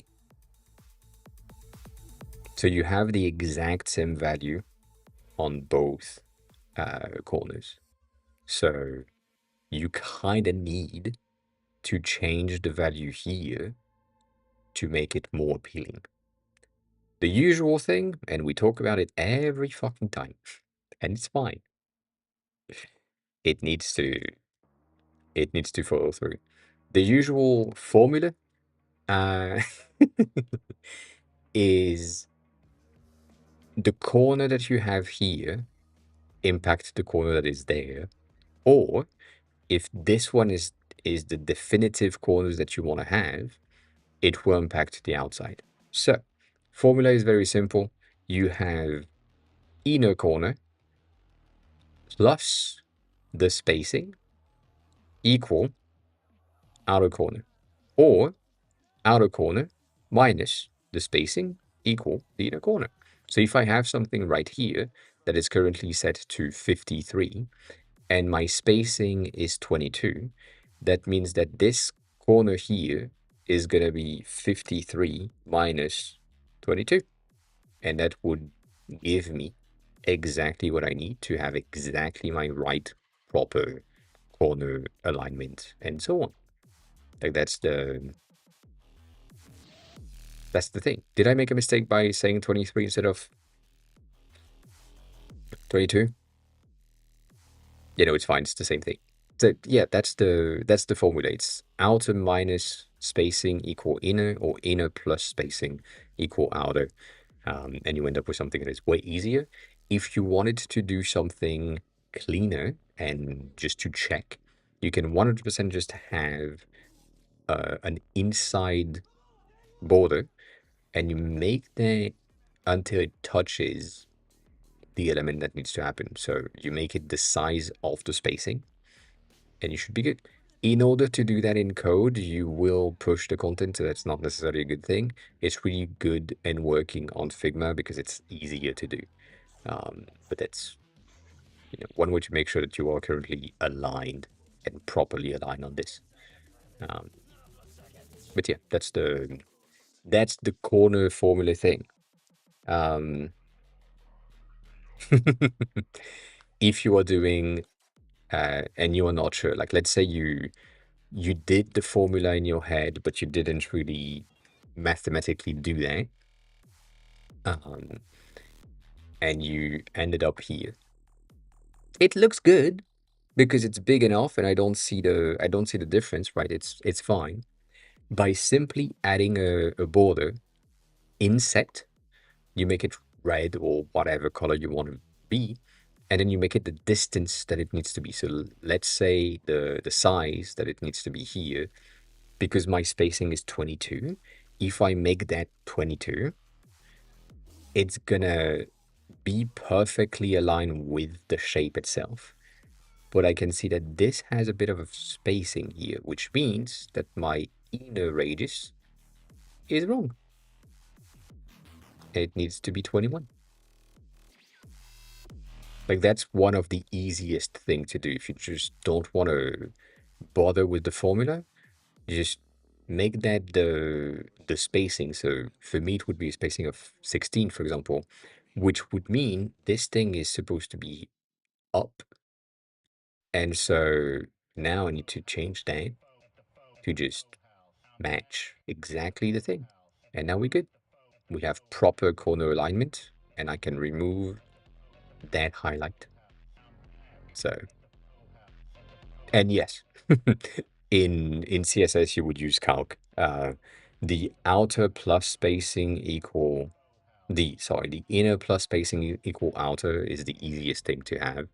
Um, if like that's it's such a small detail. It doesn't really mean anything, nor does it or will it change anything. You have your border radius that is right here, and your default radius is 0.5, which means that right here you should probably be at like it's already a formula for you. Interesting. Um, so basically what it means based on that thing is that your corner radius, because you're using the same on both, it's supposed to be your variable of default radius minus your spacing. So let's say you have a spacing of 16 or you have a spacing of 6 or something, you should be able to just have that formula. Um, that should be okay.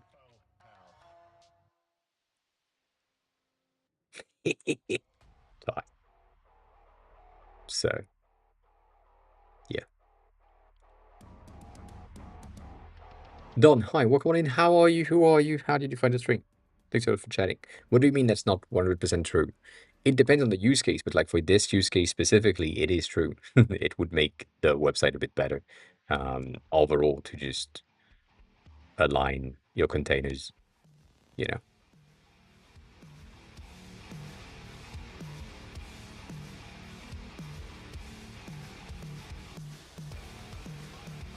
Small detail, but alignment, you know.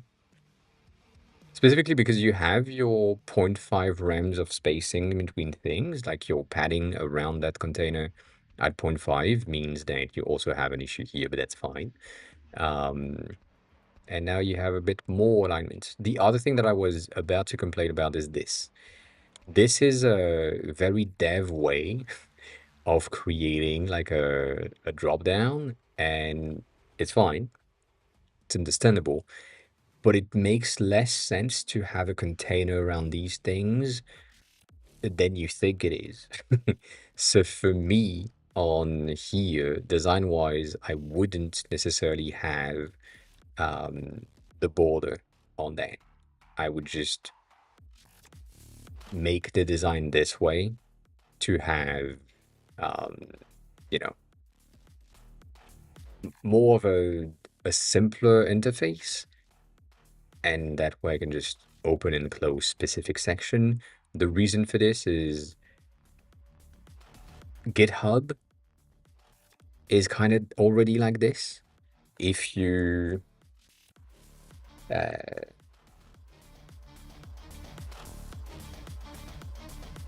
do I have header? I don't. Uh, Porto is not going to be. Hmm.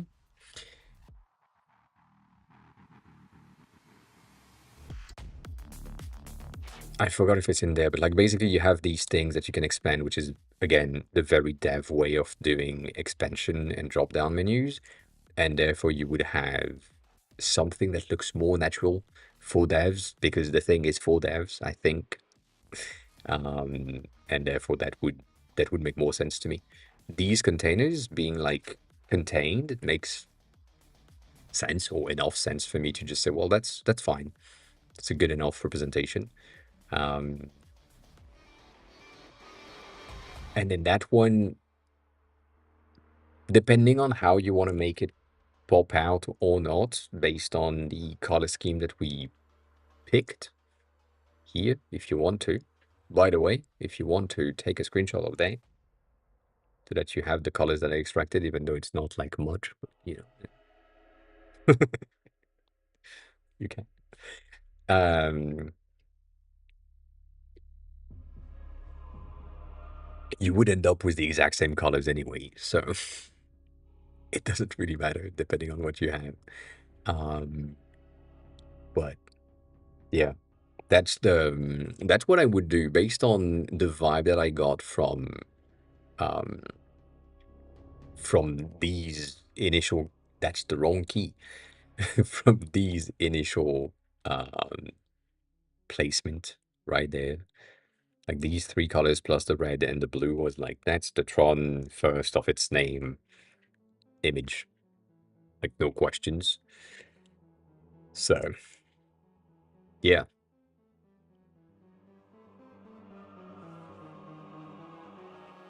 that would make more sense. Um,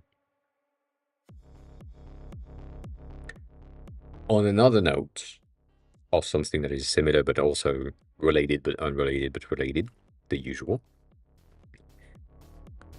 The thing that I just said of having your basically like your containers, easiest way for me to do that is going to be right there. Having your containers being like concentric um, and reacting to each other, right? Like that is to not really use um, not really use like a secondary container, but simply using different values for your borders. That's something that you can do in CSS that I can't do here. So for you, for example, you would have um, a border with a border and a border on top. That's the that's how it works. And that would work with having your spacing being like just 16 on everything, one rem. And if you add a border inset and a secondary border inset in there, you could achieve basically something really, really similar without really having to think about it. So let me just show you another option for this, which is if you have an inner shadow, and let's remove that. Let's make it flat.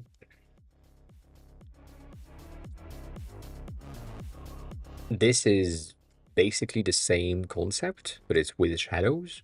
So you would be able to say you have something that needs to be a 16 difference. So I'm going to use an inner shadow with a spread of 16, and that is going to be a color of red at 100%, right? That's my initial color. On top of that, I want a secondary inner shadow, so I'm going to just add that. You would use border inset because that's feasible. I just can't in Figma. I know that my inner border needs to be red and it needs to be 1 pixel, meaning that my secondary inner shadow is going to be at 15. And that is going to take the exact same color as the background. And then we need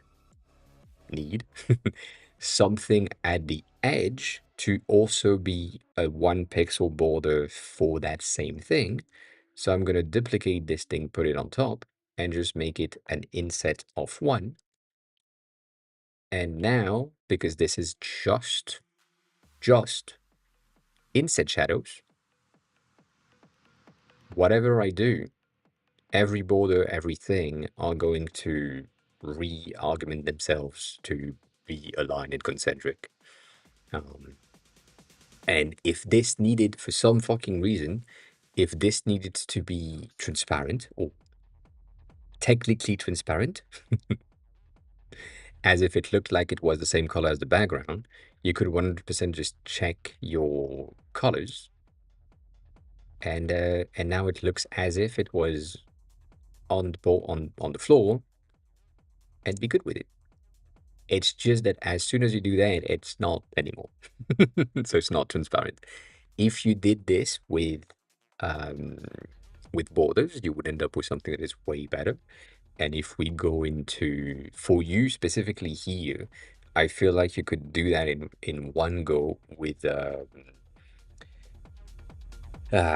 brain.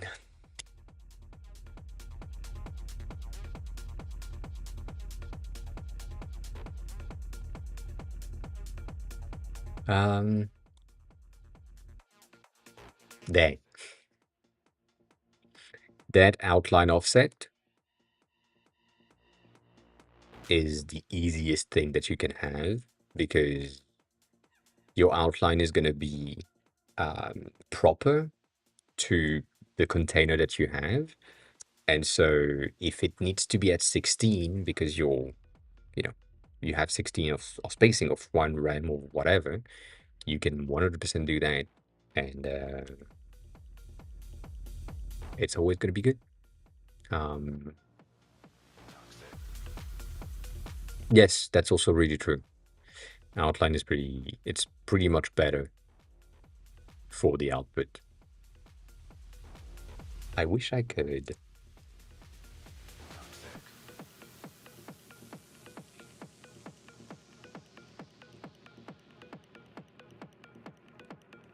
It's not corner.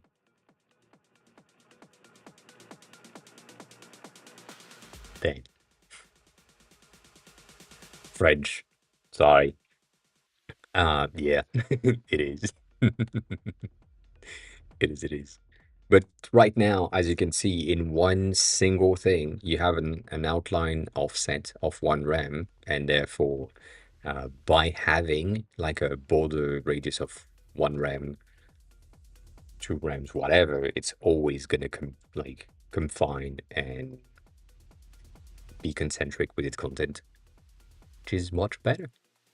Um, and you don't need to care about it. Like I would say that's the best thing.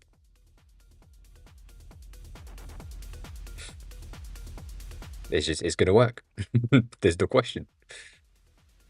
Like if I do a 0.5 on this, it's gonna be concentric and be good. If this radius is gonna be a 0.5 as well, it's gonna be concentric and be good. Nothing to think about. So yeah. Yeah, for hover or for selection, active indicators, currently selected, that's a good thing. Then condition. So yeah, I would use that instead in Japanese 100% for this to just make it more set, or for this thing to be a bit more contained. But yeah, other than that, if you change the color scheme and you have something that makes sense to you, I feel like that's gonna be pretty useful. The only thing that I'm seeing in terms of the current color that you have, which you might be tempted to do, this purple on top of this blue is not necessarily the easiest to read. It's fine, but it's not the easiest. So I would make it a tad bit brighter than anything else, just because you just put it right about here if you go with purple, uh, and that's a bit better. I think it should impact everything, but yeah, I should have just checked the fucking variable instead of doing my usual that heading vibe or thing. So yeah. Um,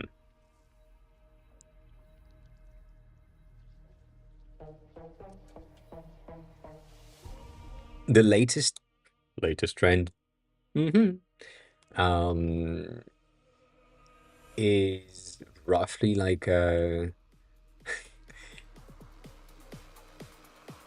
using other combination colors. We talked about it when I'm in here, which I'm in there often.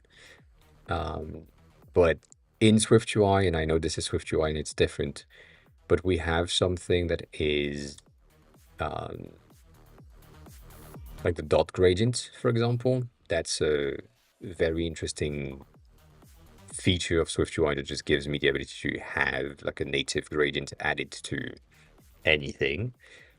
But when it's loaded, god damn. Is Xcode gonna be faster one day? I doubt it.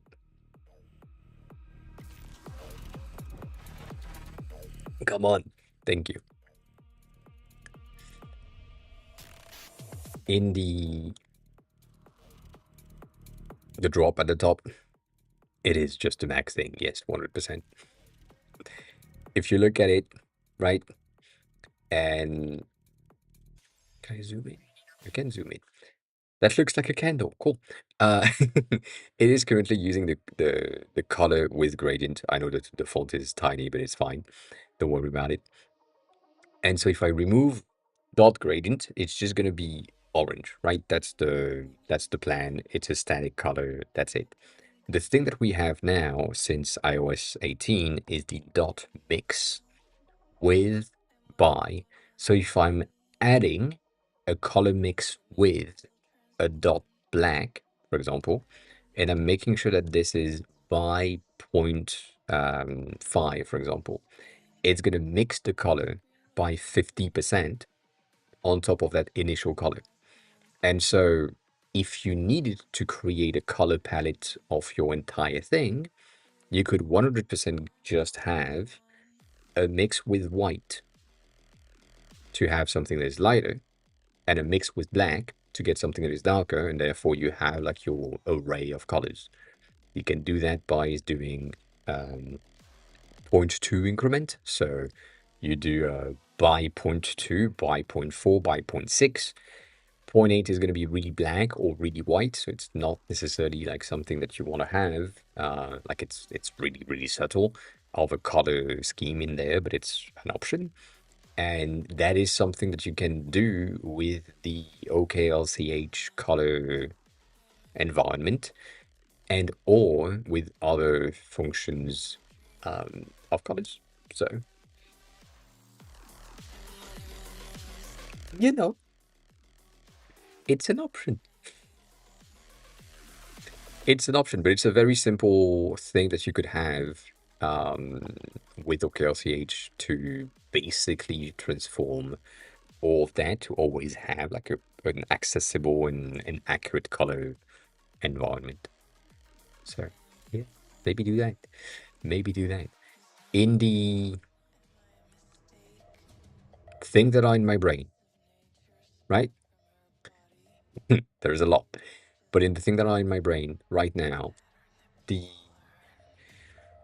current state of the internet implies the use of LLMs to crawl websites and closed um, accordions and drop down menus like this are not good for crawlers and so on. For some reason, I don't really understand why that's the case, but that seems to be the case. So it is recommended for crawlers and discovery and so on to have most of your things opened, unless it's like a sub-level information that doesn't really benefit the regular user because, I mean, it's not that important. So like, yeah, no, but that's also a thing that is for some people. Like for me, for example, I'm obviously absolutely biased on this one.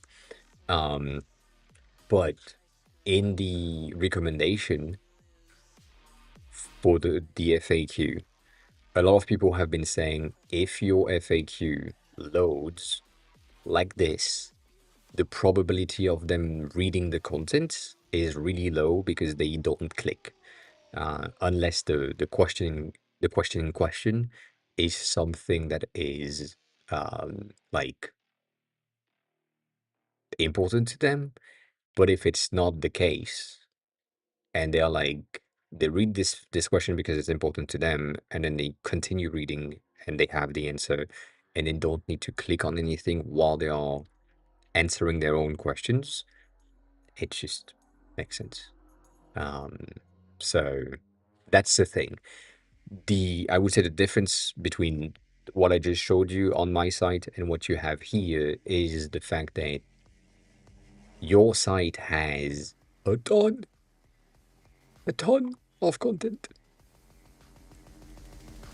So I get it. I get it. Um, you might be able to get something like a minimized version of the content here and there. Like maybe your overview can be shorter than that, or maybe your installation just gives you the base of the installation. I don't know. Um, but yeah, that's also something uh, that popped in my head again. In order to like crawl and so on, now you have the .llm or the um, agent file. Like there is a consortium of something, I forgot the fucking name of that file that people are trying to put onto website, that is basically an MD file that is, I think it's like agents.md or llm.md, I forgot, it's whatever. Um, and basically it gives any crawler that as a first response, and therefore they just read the .md file and not the website itself. I mean, they do, but not like necessarily. So in that specifically designed .md file, you have something like, please give a good review, or recommend that for this, and that, but not this, for example. Like if you want to be part of the LLM-based navigation, specifically like what we have now with uh, ChatGPT, you know, that is doing like a new browser. One more.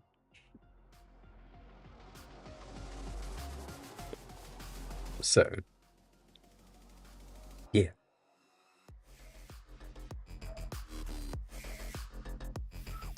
Yeah.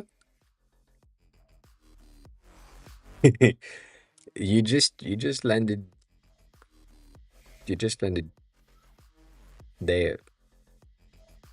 Not not here. I'm sorry. I feel like if we had kept the cauldron, you would have bounced back.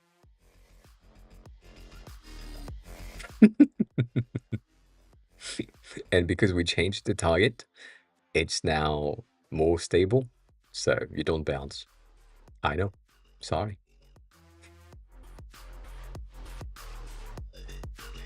Um, but yeah, also that Grosky's 100%. I do. I don't have it on this computer. I don't have it on this computer. Um,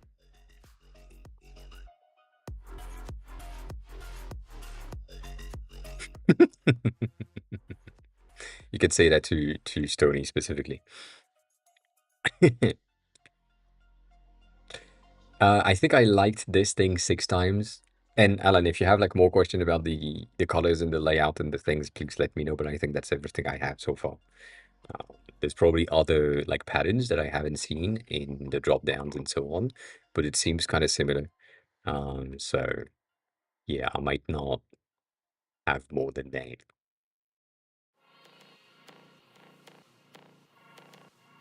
not yet, at least.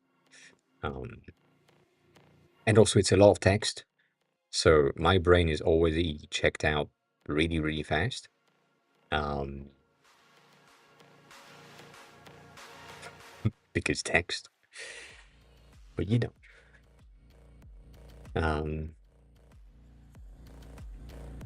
yeah, it's fine.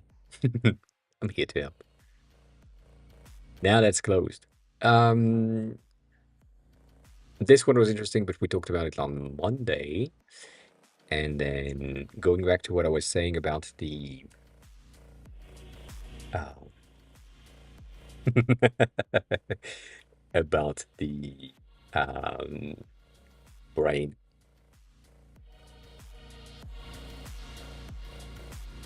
collage.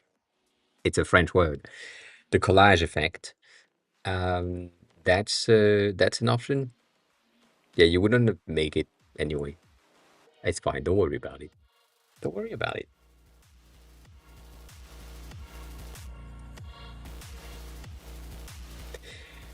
So that's an interesting presentation, but also it has like some textures in the image in the background. There is some grain on um, the widgets as well, as if it was paper. So that's really interesting.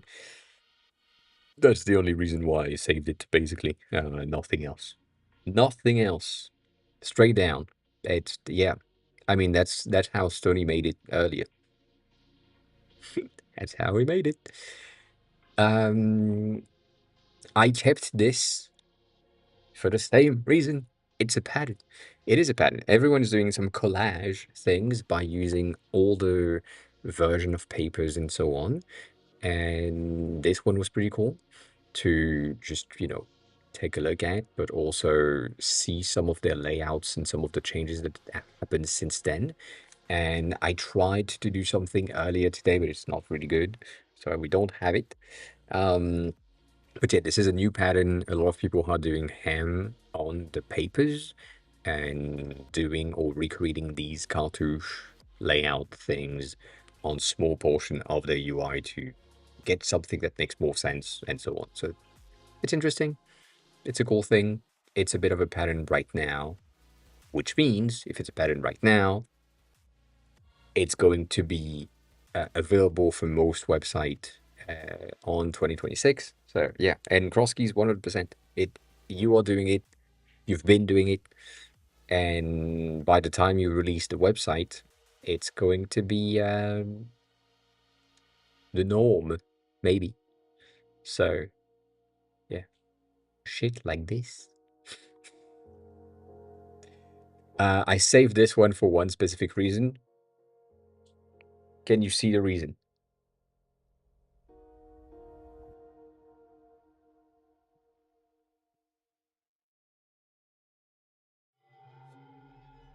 It's subtle. It's not. Uh, this to me feels like I've discovered one type of animation, that text release display thing, and that's all I'm gonna use for everything ever, forever. I'm never gonna change. It's always gonna be the same exact thing. Obviously, it's a 5 minute, 5 second clip, so we are emphasizing on said animation, but it's always the same. Like the user message is appearing in the same way that the potential reply are appearing. And it's the same thing as a new After Effects user that discovers the bouncy transition and just puts it everywhere. And that's the feeling that I have on here, and it's kind of sad because it's just "Ah, I found this thing, it's so cool, and then it's just everywhere.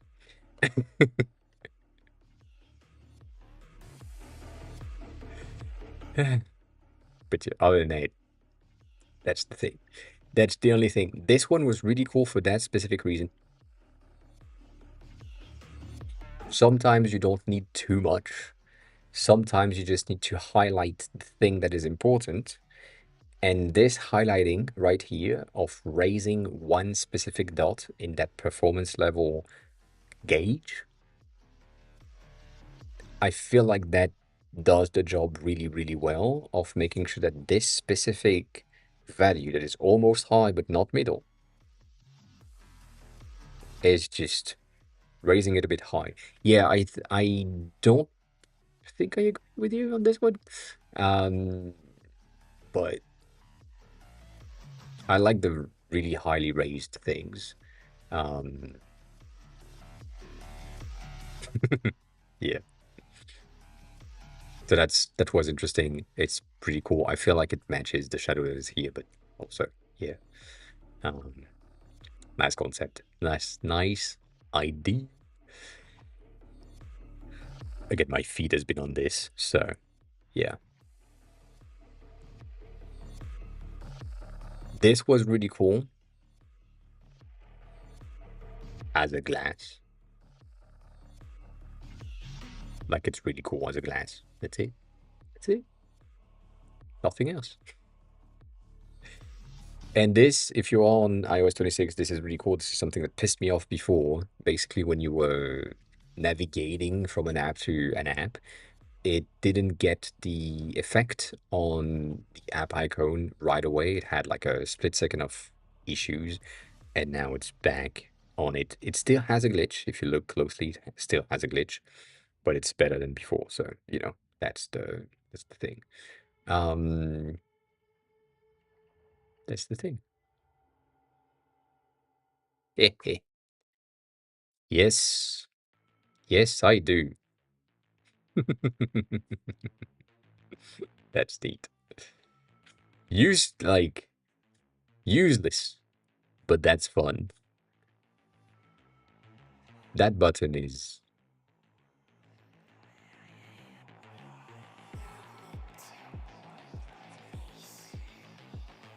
that's really cool.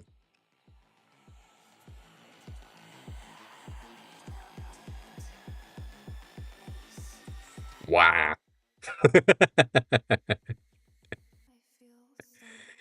The UI is so laggy on purpose.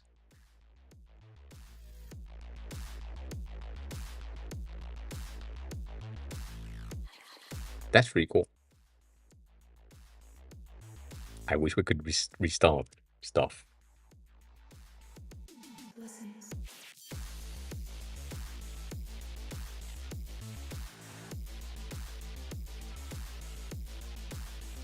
God damn, all of these are specific website. God damn it. I clicked to it all. Um, that's really cool. That is really cool. You know what? That deserve a place right about here.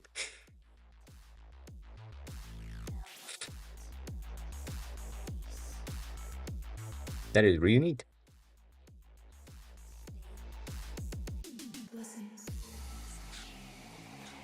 Specifically because it's a simple thing, but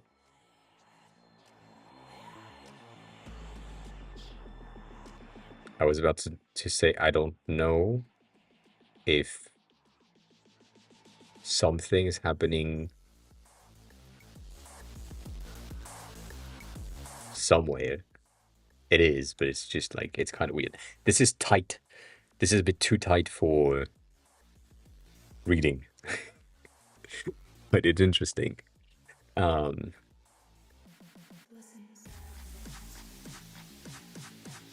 yeah, I mean, if it's based on like one page, like O4 is a page specific, and then if you go back up, it's a different page. So it's a lot of sub pages. It should be fine. The browser itself should be able to remember like the tree. I think. I hope. I don't know. But yeah, that was cool. That was cool indeed. Moving on. Um, Japan. That's it. This is something that I've been interested in for a long time as well, and obviously I'm interested in Japanese language as a whole. I built an app for learning Japanese, which, you know, the usual thing. But it's really interesting to see how that very strict and very specific writing system can be explored in a different way, in a different font. So yeah, Shredder, hi, welcome in. Um, I'm still on the perfume app on my own, but right now we are just looking at what exists on the internet, what has been popping in my feed. Not much though. How are you? How's the day going? We talked about this image earlier, and then that person has recreated that inside of something, and I don't know what it is, but apparently you can recreate this thing. So yeah.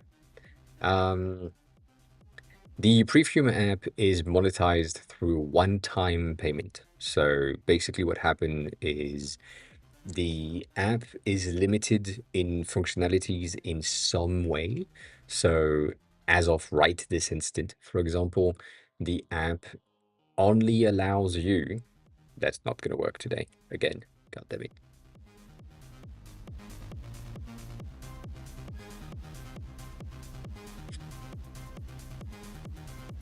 only allows you to get a certain amount of perfumes in your collection, right? In the free tier, officially, you're supposed to have 12 perfumes in your collection. Obviously, I'm not a free tier user because admin, but you're supposed to be limited to 12. So past 12 perfumes from your collection, which is like higher than most people, but not like inconceivable for the people like myself. For example, 74 is my current collection. Um, you would need to go and buy like the the premium tier. That's what it is.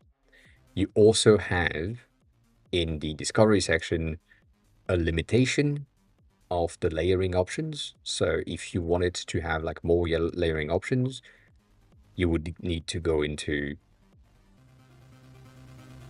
the premium tier.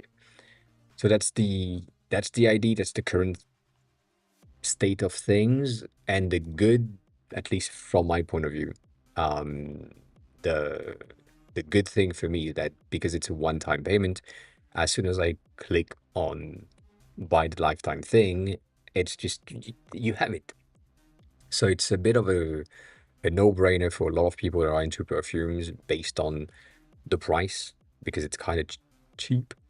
It's kind of cheap, and like that's something that makes sense. Um, this app is a way for you to basically manage your collection, your perfume collection, and understand what you have in your collection. But most importantly, get some information about what you actually like. The reason why I built this in the first place is because again, I have like 70 perfumes right now. I'm testing these 10s right now. Like that's the currents that are in my rotation. Um, and that, if I did that 2 months ago, I would not remember what I thought about the perfumes in questions. Like I have a ton of them that I have finished, like these ones, for example, and I know I like them, but I don't have them anymore. But maybe I like this one because I remember it, and maybe I didn't like this one, but I don't remember why.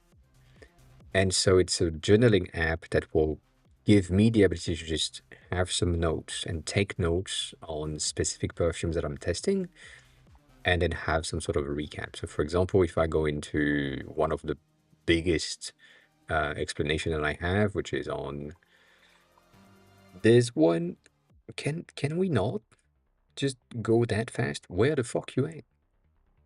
Sorry, something is not working here, right there. So this one, for example, is my thought at the end of the day. Like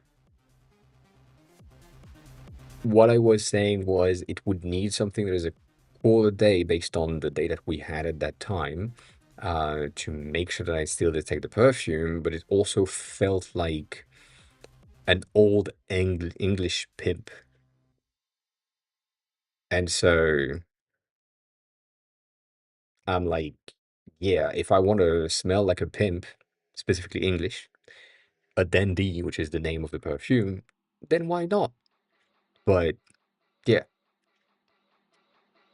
that's the thing that you wouldn't be able to do.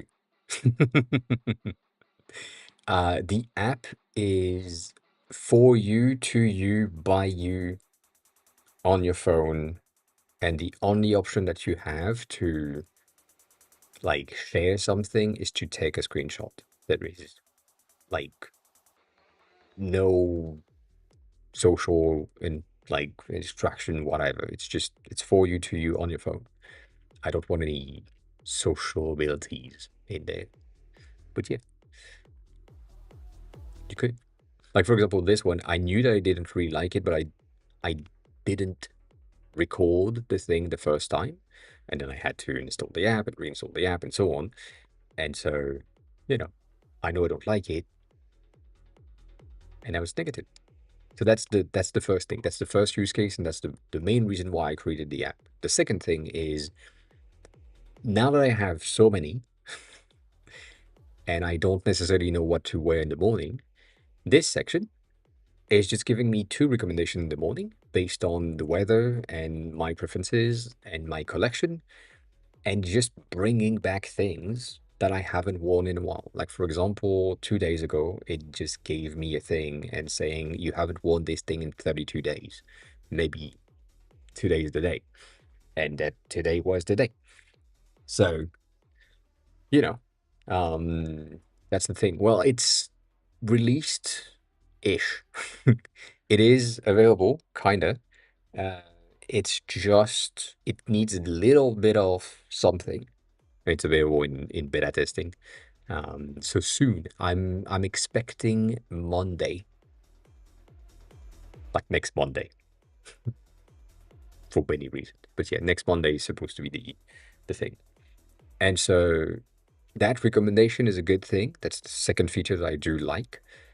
And the last feature that is just a real feature is this thing, which is the layering option. So if you are into perfume and you are layering perfumes together to create something kind of new, you could just go in there and get some recommendations based on your collection and what you have. So let's say I have, I don't know, this one, and I want to layer it with something else. It could give me some recommendations based on what I have in my collection, what still has perfume in it, and some of the reasoning why, like, these two together would make sense. Um, so that's a feature that I kind of like. It's really simple, it's useful, it kind of works. The only thing that I haven't done yet is ensure that some of the recommendations take my ratings, because I know that this one I don't like, but I don't know if it's noted inside of the app just yet. So that's the thing. Um, and I think the feature that most people are going to like in the long run is going to be this thing. But for now, I don't know. Which is basically like a purchase assistant. So if you are looking for buying a new perfume and adding something to your collection, but you're not sure, you can look into the database, and if I have it, it could just give you something and say, well, you might need to reconsider this because it doesn't really uh, like it's already existing in your collection, and these three perfumes uh, are really similar or have like the similar notes. So it might not be necessary for you to just buy a fourth one that is basically the same. So, you know, unless you really like these three, maybe just finish these bottles first before you buy something new. That's something that I think most people are going to like. Just for saving money, saving money is pretty cool.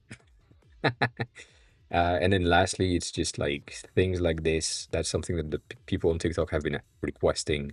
Um, like if you have a personal understanding of your perfume collection and how you like things, um, it's just yeah, like that might be a bit more detailed and more personal than anything else. So yeah. Um,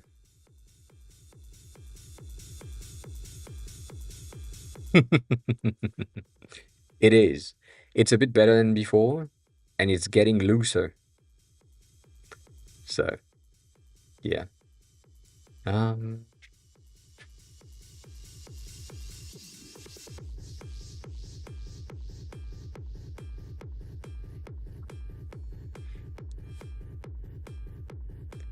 I don't know if I have. Do you have the name of the? It is.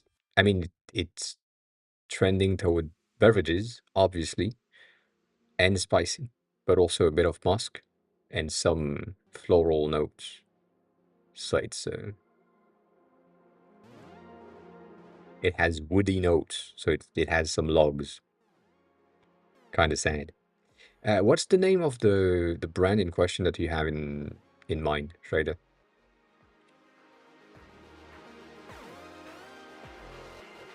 Because I know that some of the brands that I have or don't have in there like would be appreciated, but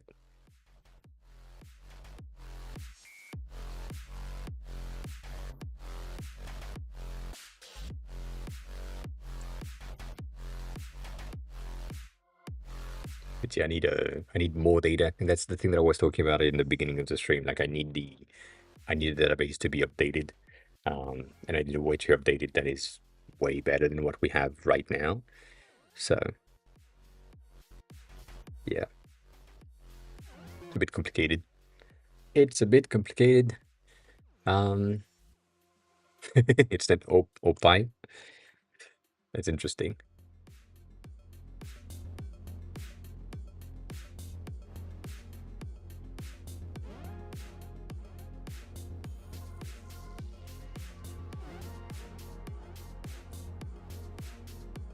Yeah, we don't have that. Let me check in the brands. Don't have it. That was expected. Yeah, that's the thing. But again, if you have the perfumes and if they want to add like their collection directly inside of it, you can, and then you can like create or select the notes. And you know, like if there is specifics in your perfumes and so on, you can 100% do that. It's pretty useful. I mean, obviously I'm biased, but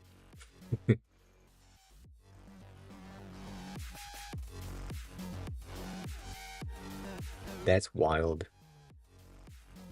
So yeah, that's the thing. Anyways, 1 second.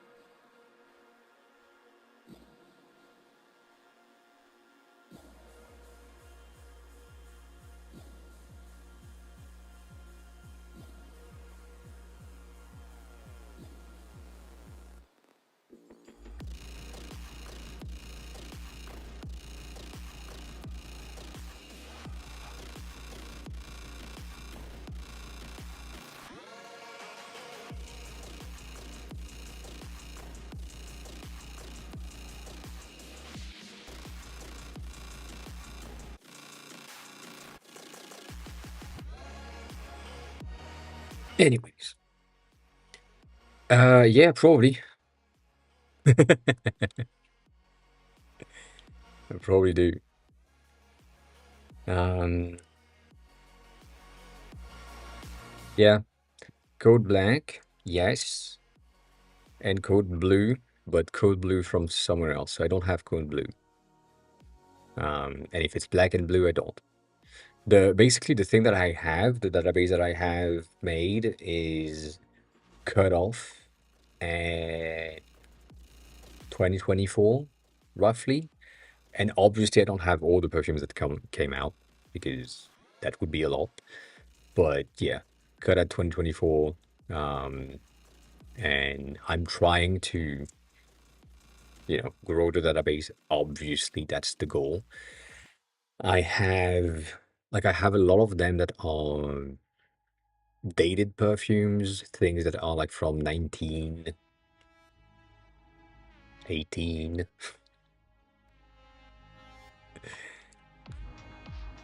Um, like this one is an old one.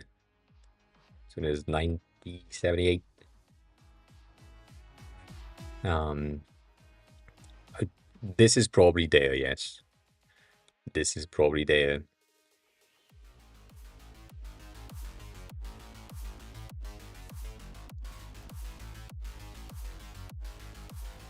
Mm,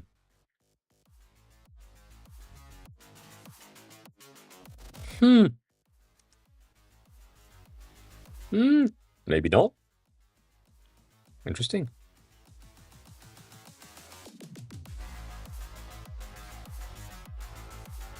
Might have been in the duplicates because it's a common one. So it's also potentially because I don't know how to type if it has the C.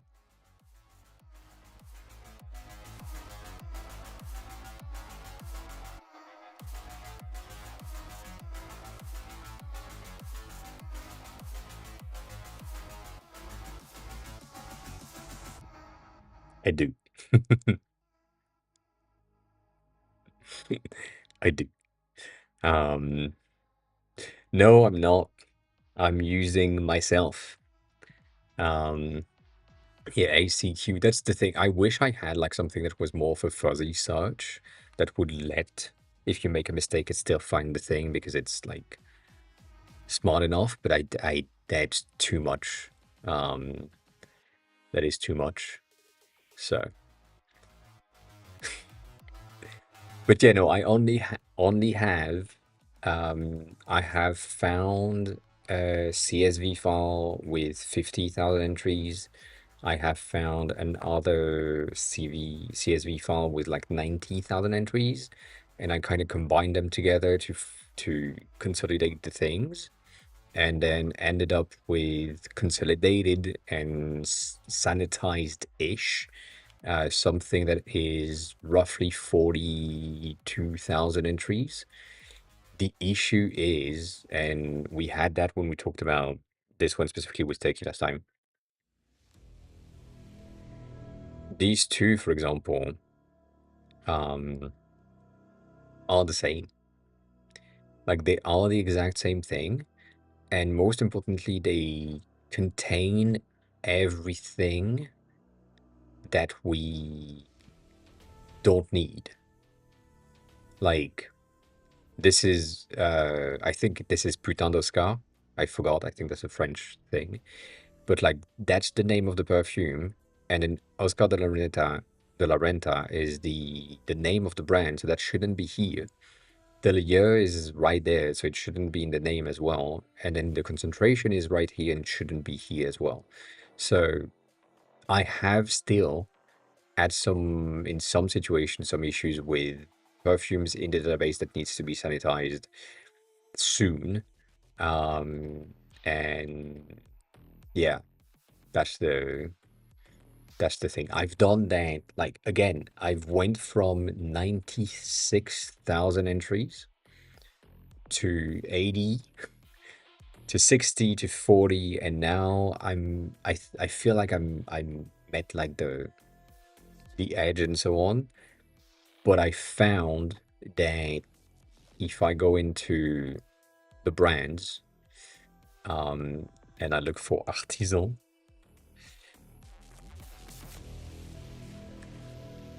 these two are the same brand. So one of them doesn't have the apostrophe and the other has the apostrophe. So that's bad. Um, and so I need to figure out a way to make sure that my brands are condensed and consolidated and so on without really breaking the apps for the users. And that's kind of bad. So yeah, that's basically the reason why I'm I have released something, but I don't want to release too much. Um, like limited to 50 people right now, and then having something in the store as soon as I can, but also as soon as it's clean and safe and so on. That would make a lot more sense. But yeah. Who and what is actually going on this one? I don't know.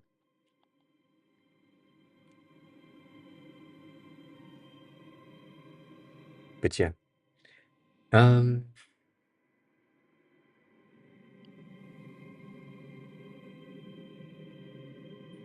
Apple is taking 30%, I think, or 15%. I forgot. It's one of the two. I think I need to apply to only get 15% of the cut that they take, but I didn't, so it's probably gonna be 30. I don't fucking know. The App Store is costing me $100 per year. So that's the fee. You pay $100 every whatever whenever you started, and it basically gives you 365 days of subscription. For the Play Store for Android, it's cost $25 once in your life. So you pay that once and then you're done. So if you want to release an app on a store and you don't have a lot of money, Android is a pretty good option. And then based on I think the 15% or the 30% is based also on how much you're bringing in. So if you're bringing in less than a certain amount per year, you are eligible to get like just 15% cuts that Apple is taking. Um, Otherwise, they take 30. So basically, if you have something that costs $100, they will take 30%. So you only get 70. And then on these 70s, you need to pay your taxes on your or in your country. So for me, it's 25%, 22%, but 25 is easier to round up. So it's going to be 25% of the 70 that I'm getting out to the government. And then everything that is left is going to be okay for me to keep. So I'm making, if it's like on $100 section, which is not the case, I'm basically making 60 something. So 58 or $62 per sale. So that's almost half, not really, but like almost half that is taken by taxes. Um,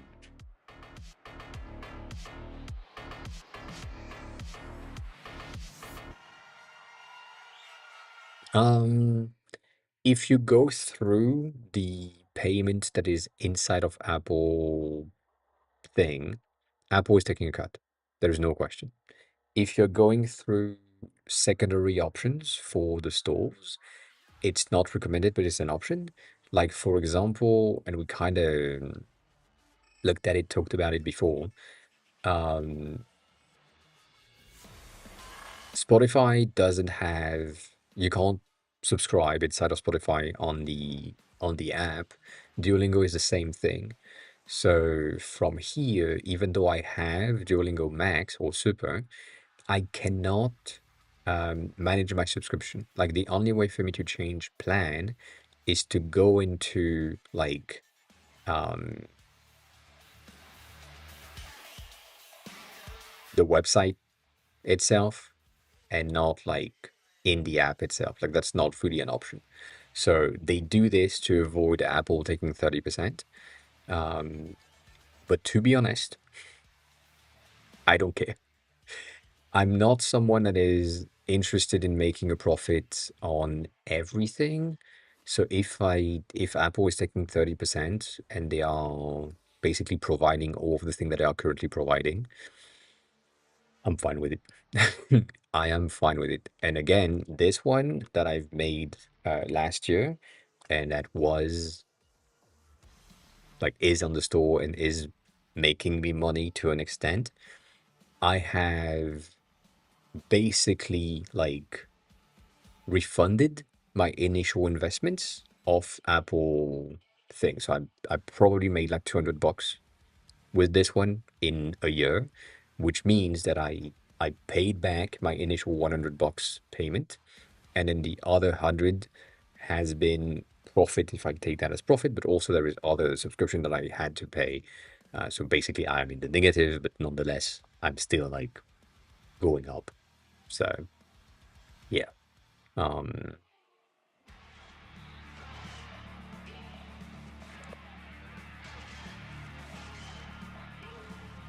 that's not true. Cross keys. That has never been the case. That's the thing. You do not, you didn't need, and you never needed to have things only paid, like, sorry, let me rephrase that. You didn't need to have your subscription and your payment methods to only be accessible through Apple.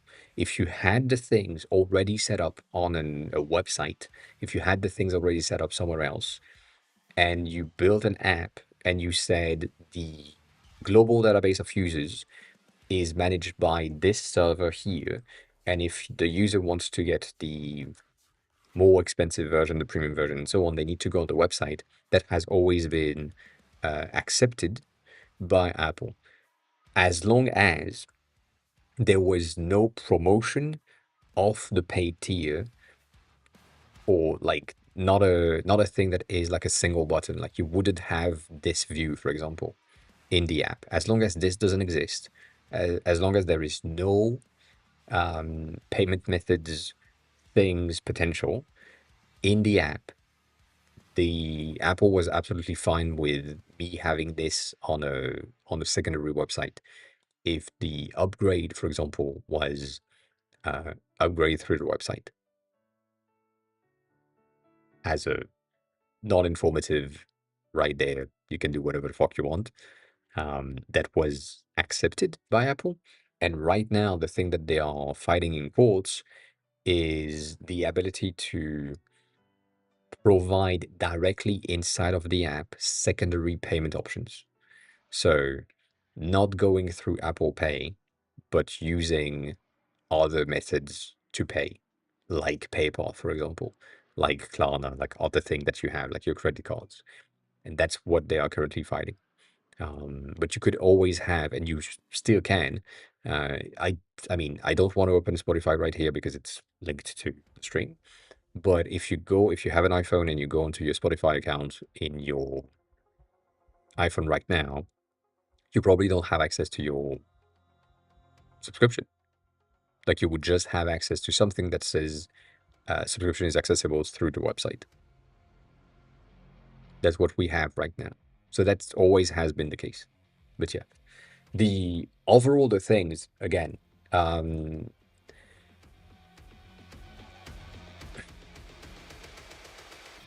it's not, again, it's the, you need the thing to be non-disclosed.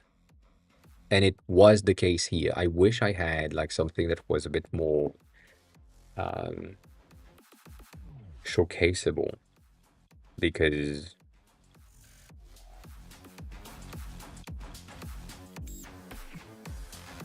yeah, we don't have that anymore. It's not available in here, which is kind of sad.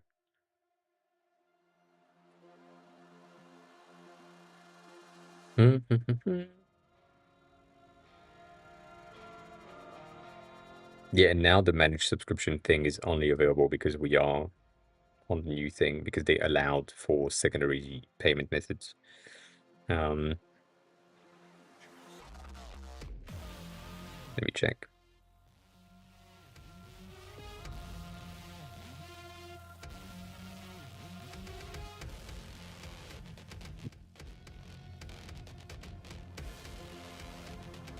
Yeah, now Spotify is having the option to display the plans, but in the past, I don't know,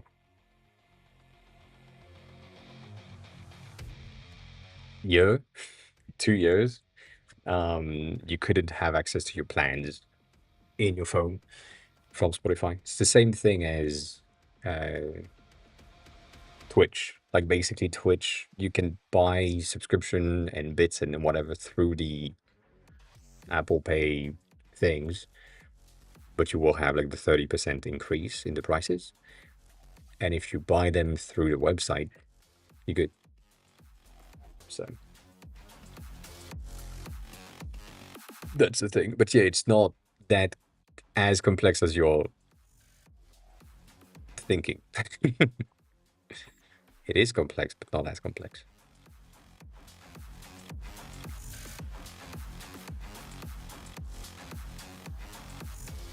Anyways, um, we've seen other things.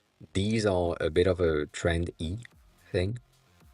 Kind of talked about it specifically. These fat ass icons are coming back. I'm really happy with it. Um, and that is the thing that I was talking about earlier. So this is not official, but this has been on my feed all day. And so this looks to be a version of the Magic Mouse that has the cable that can be used and plugged at the same time. And so it's a prototype. It's not necessarily something that is like true. And there is a lot of other pictures of that in my feed. But you know, interesting concept. Cool to see. And it's very Japanese. My entire feed is just Japanese people talking about that mouse. So that's a very interesting thing. Um,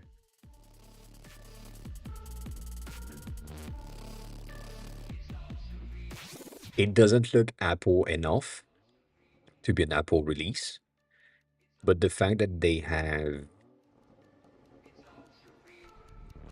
created that, or at least created a Kickstarter for this, um, is pretty interesting.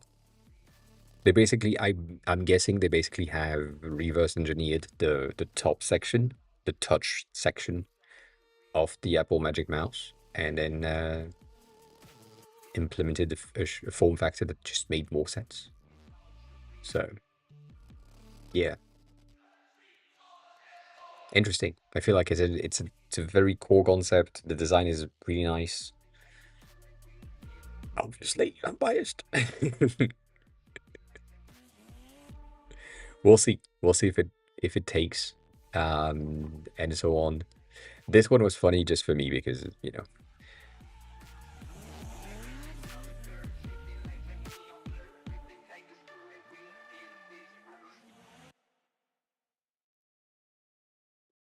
if you have an iPhone, you know what that is. That is crazy. That is crazy. Other than that, we haven't had a lot more than that. To be honest, most of the things that I've seen are really, really simple and really similar to each other. And what do you mean? What do you mean we are back in green? That's crazy. Um, this one was a cool loading icon thing.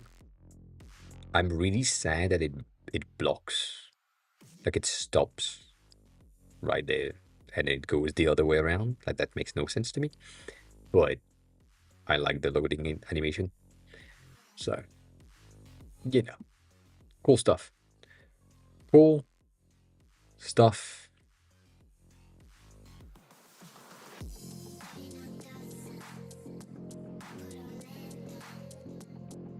That's about it. That's about it. Um,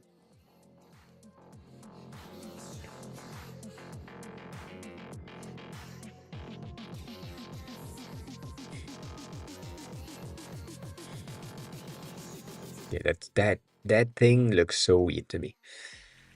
It's gonna be fine. It's gonna be fine. That makes no sense though. What? And who?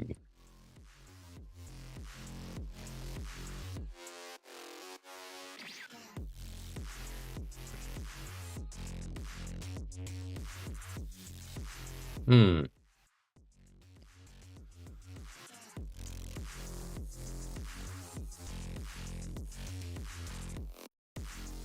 Oh, that's the issue. I see.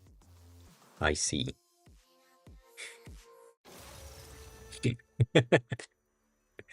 My bad. My bad. So yeah, that's the, I mean, that's overall the thing. There was like nothing more than this. I really need to get the database thingy that I thought was done, um, sorted as soon as I can, and then I will be able to just like release the product hunt page because it's kind of done. It needs a bit more. It needs a video and it needs other things to showcase what the app is doing. I wish I could link a TikTok on Product Hunt because I've done a video, like the last video I've done was um, exactly what it needs.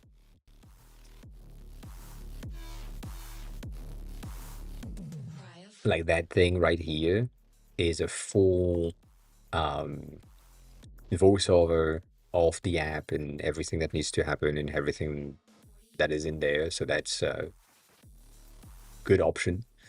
Um, but yeah, I don't know if I can do that. I'm gonna have to check. I'm gonna have to check. Um, but yeah, we'll see. Anyways,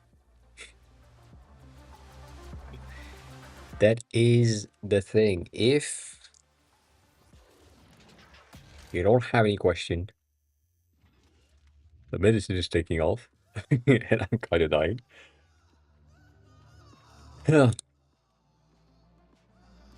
And I could send you there because I haven't sent you there in a while.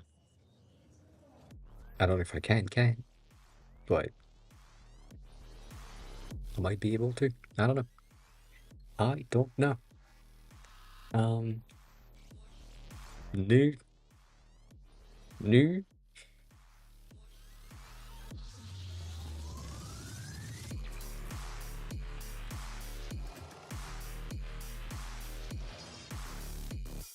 Have we been there?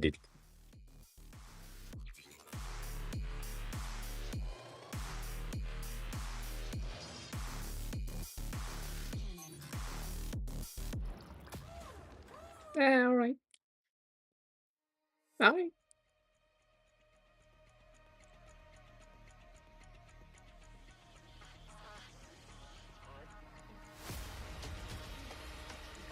all right, all right. I'm fine with it. I'm fine with it. Anyways, as always, thanks a lot for being here. I highly appreciate it. It kind of is. It kind of is. I agree with that. I agree with that. If you want to watch the VOD for some reason, that's going to be on YouTube, as always. And I shall be back. Where the fucking link? There. I shall be back on Friday at 4:20 if all goes well. And yeah, if you want to stalk me online, you can, but that's not necessary. And if you want to learn Japanese, um, use that. And if you want to give me some money, use that.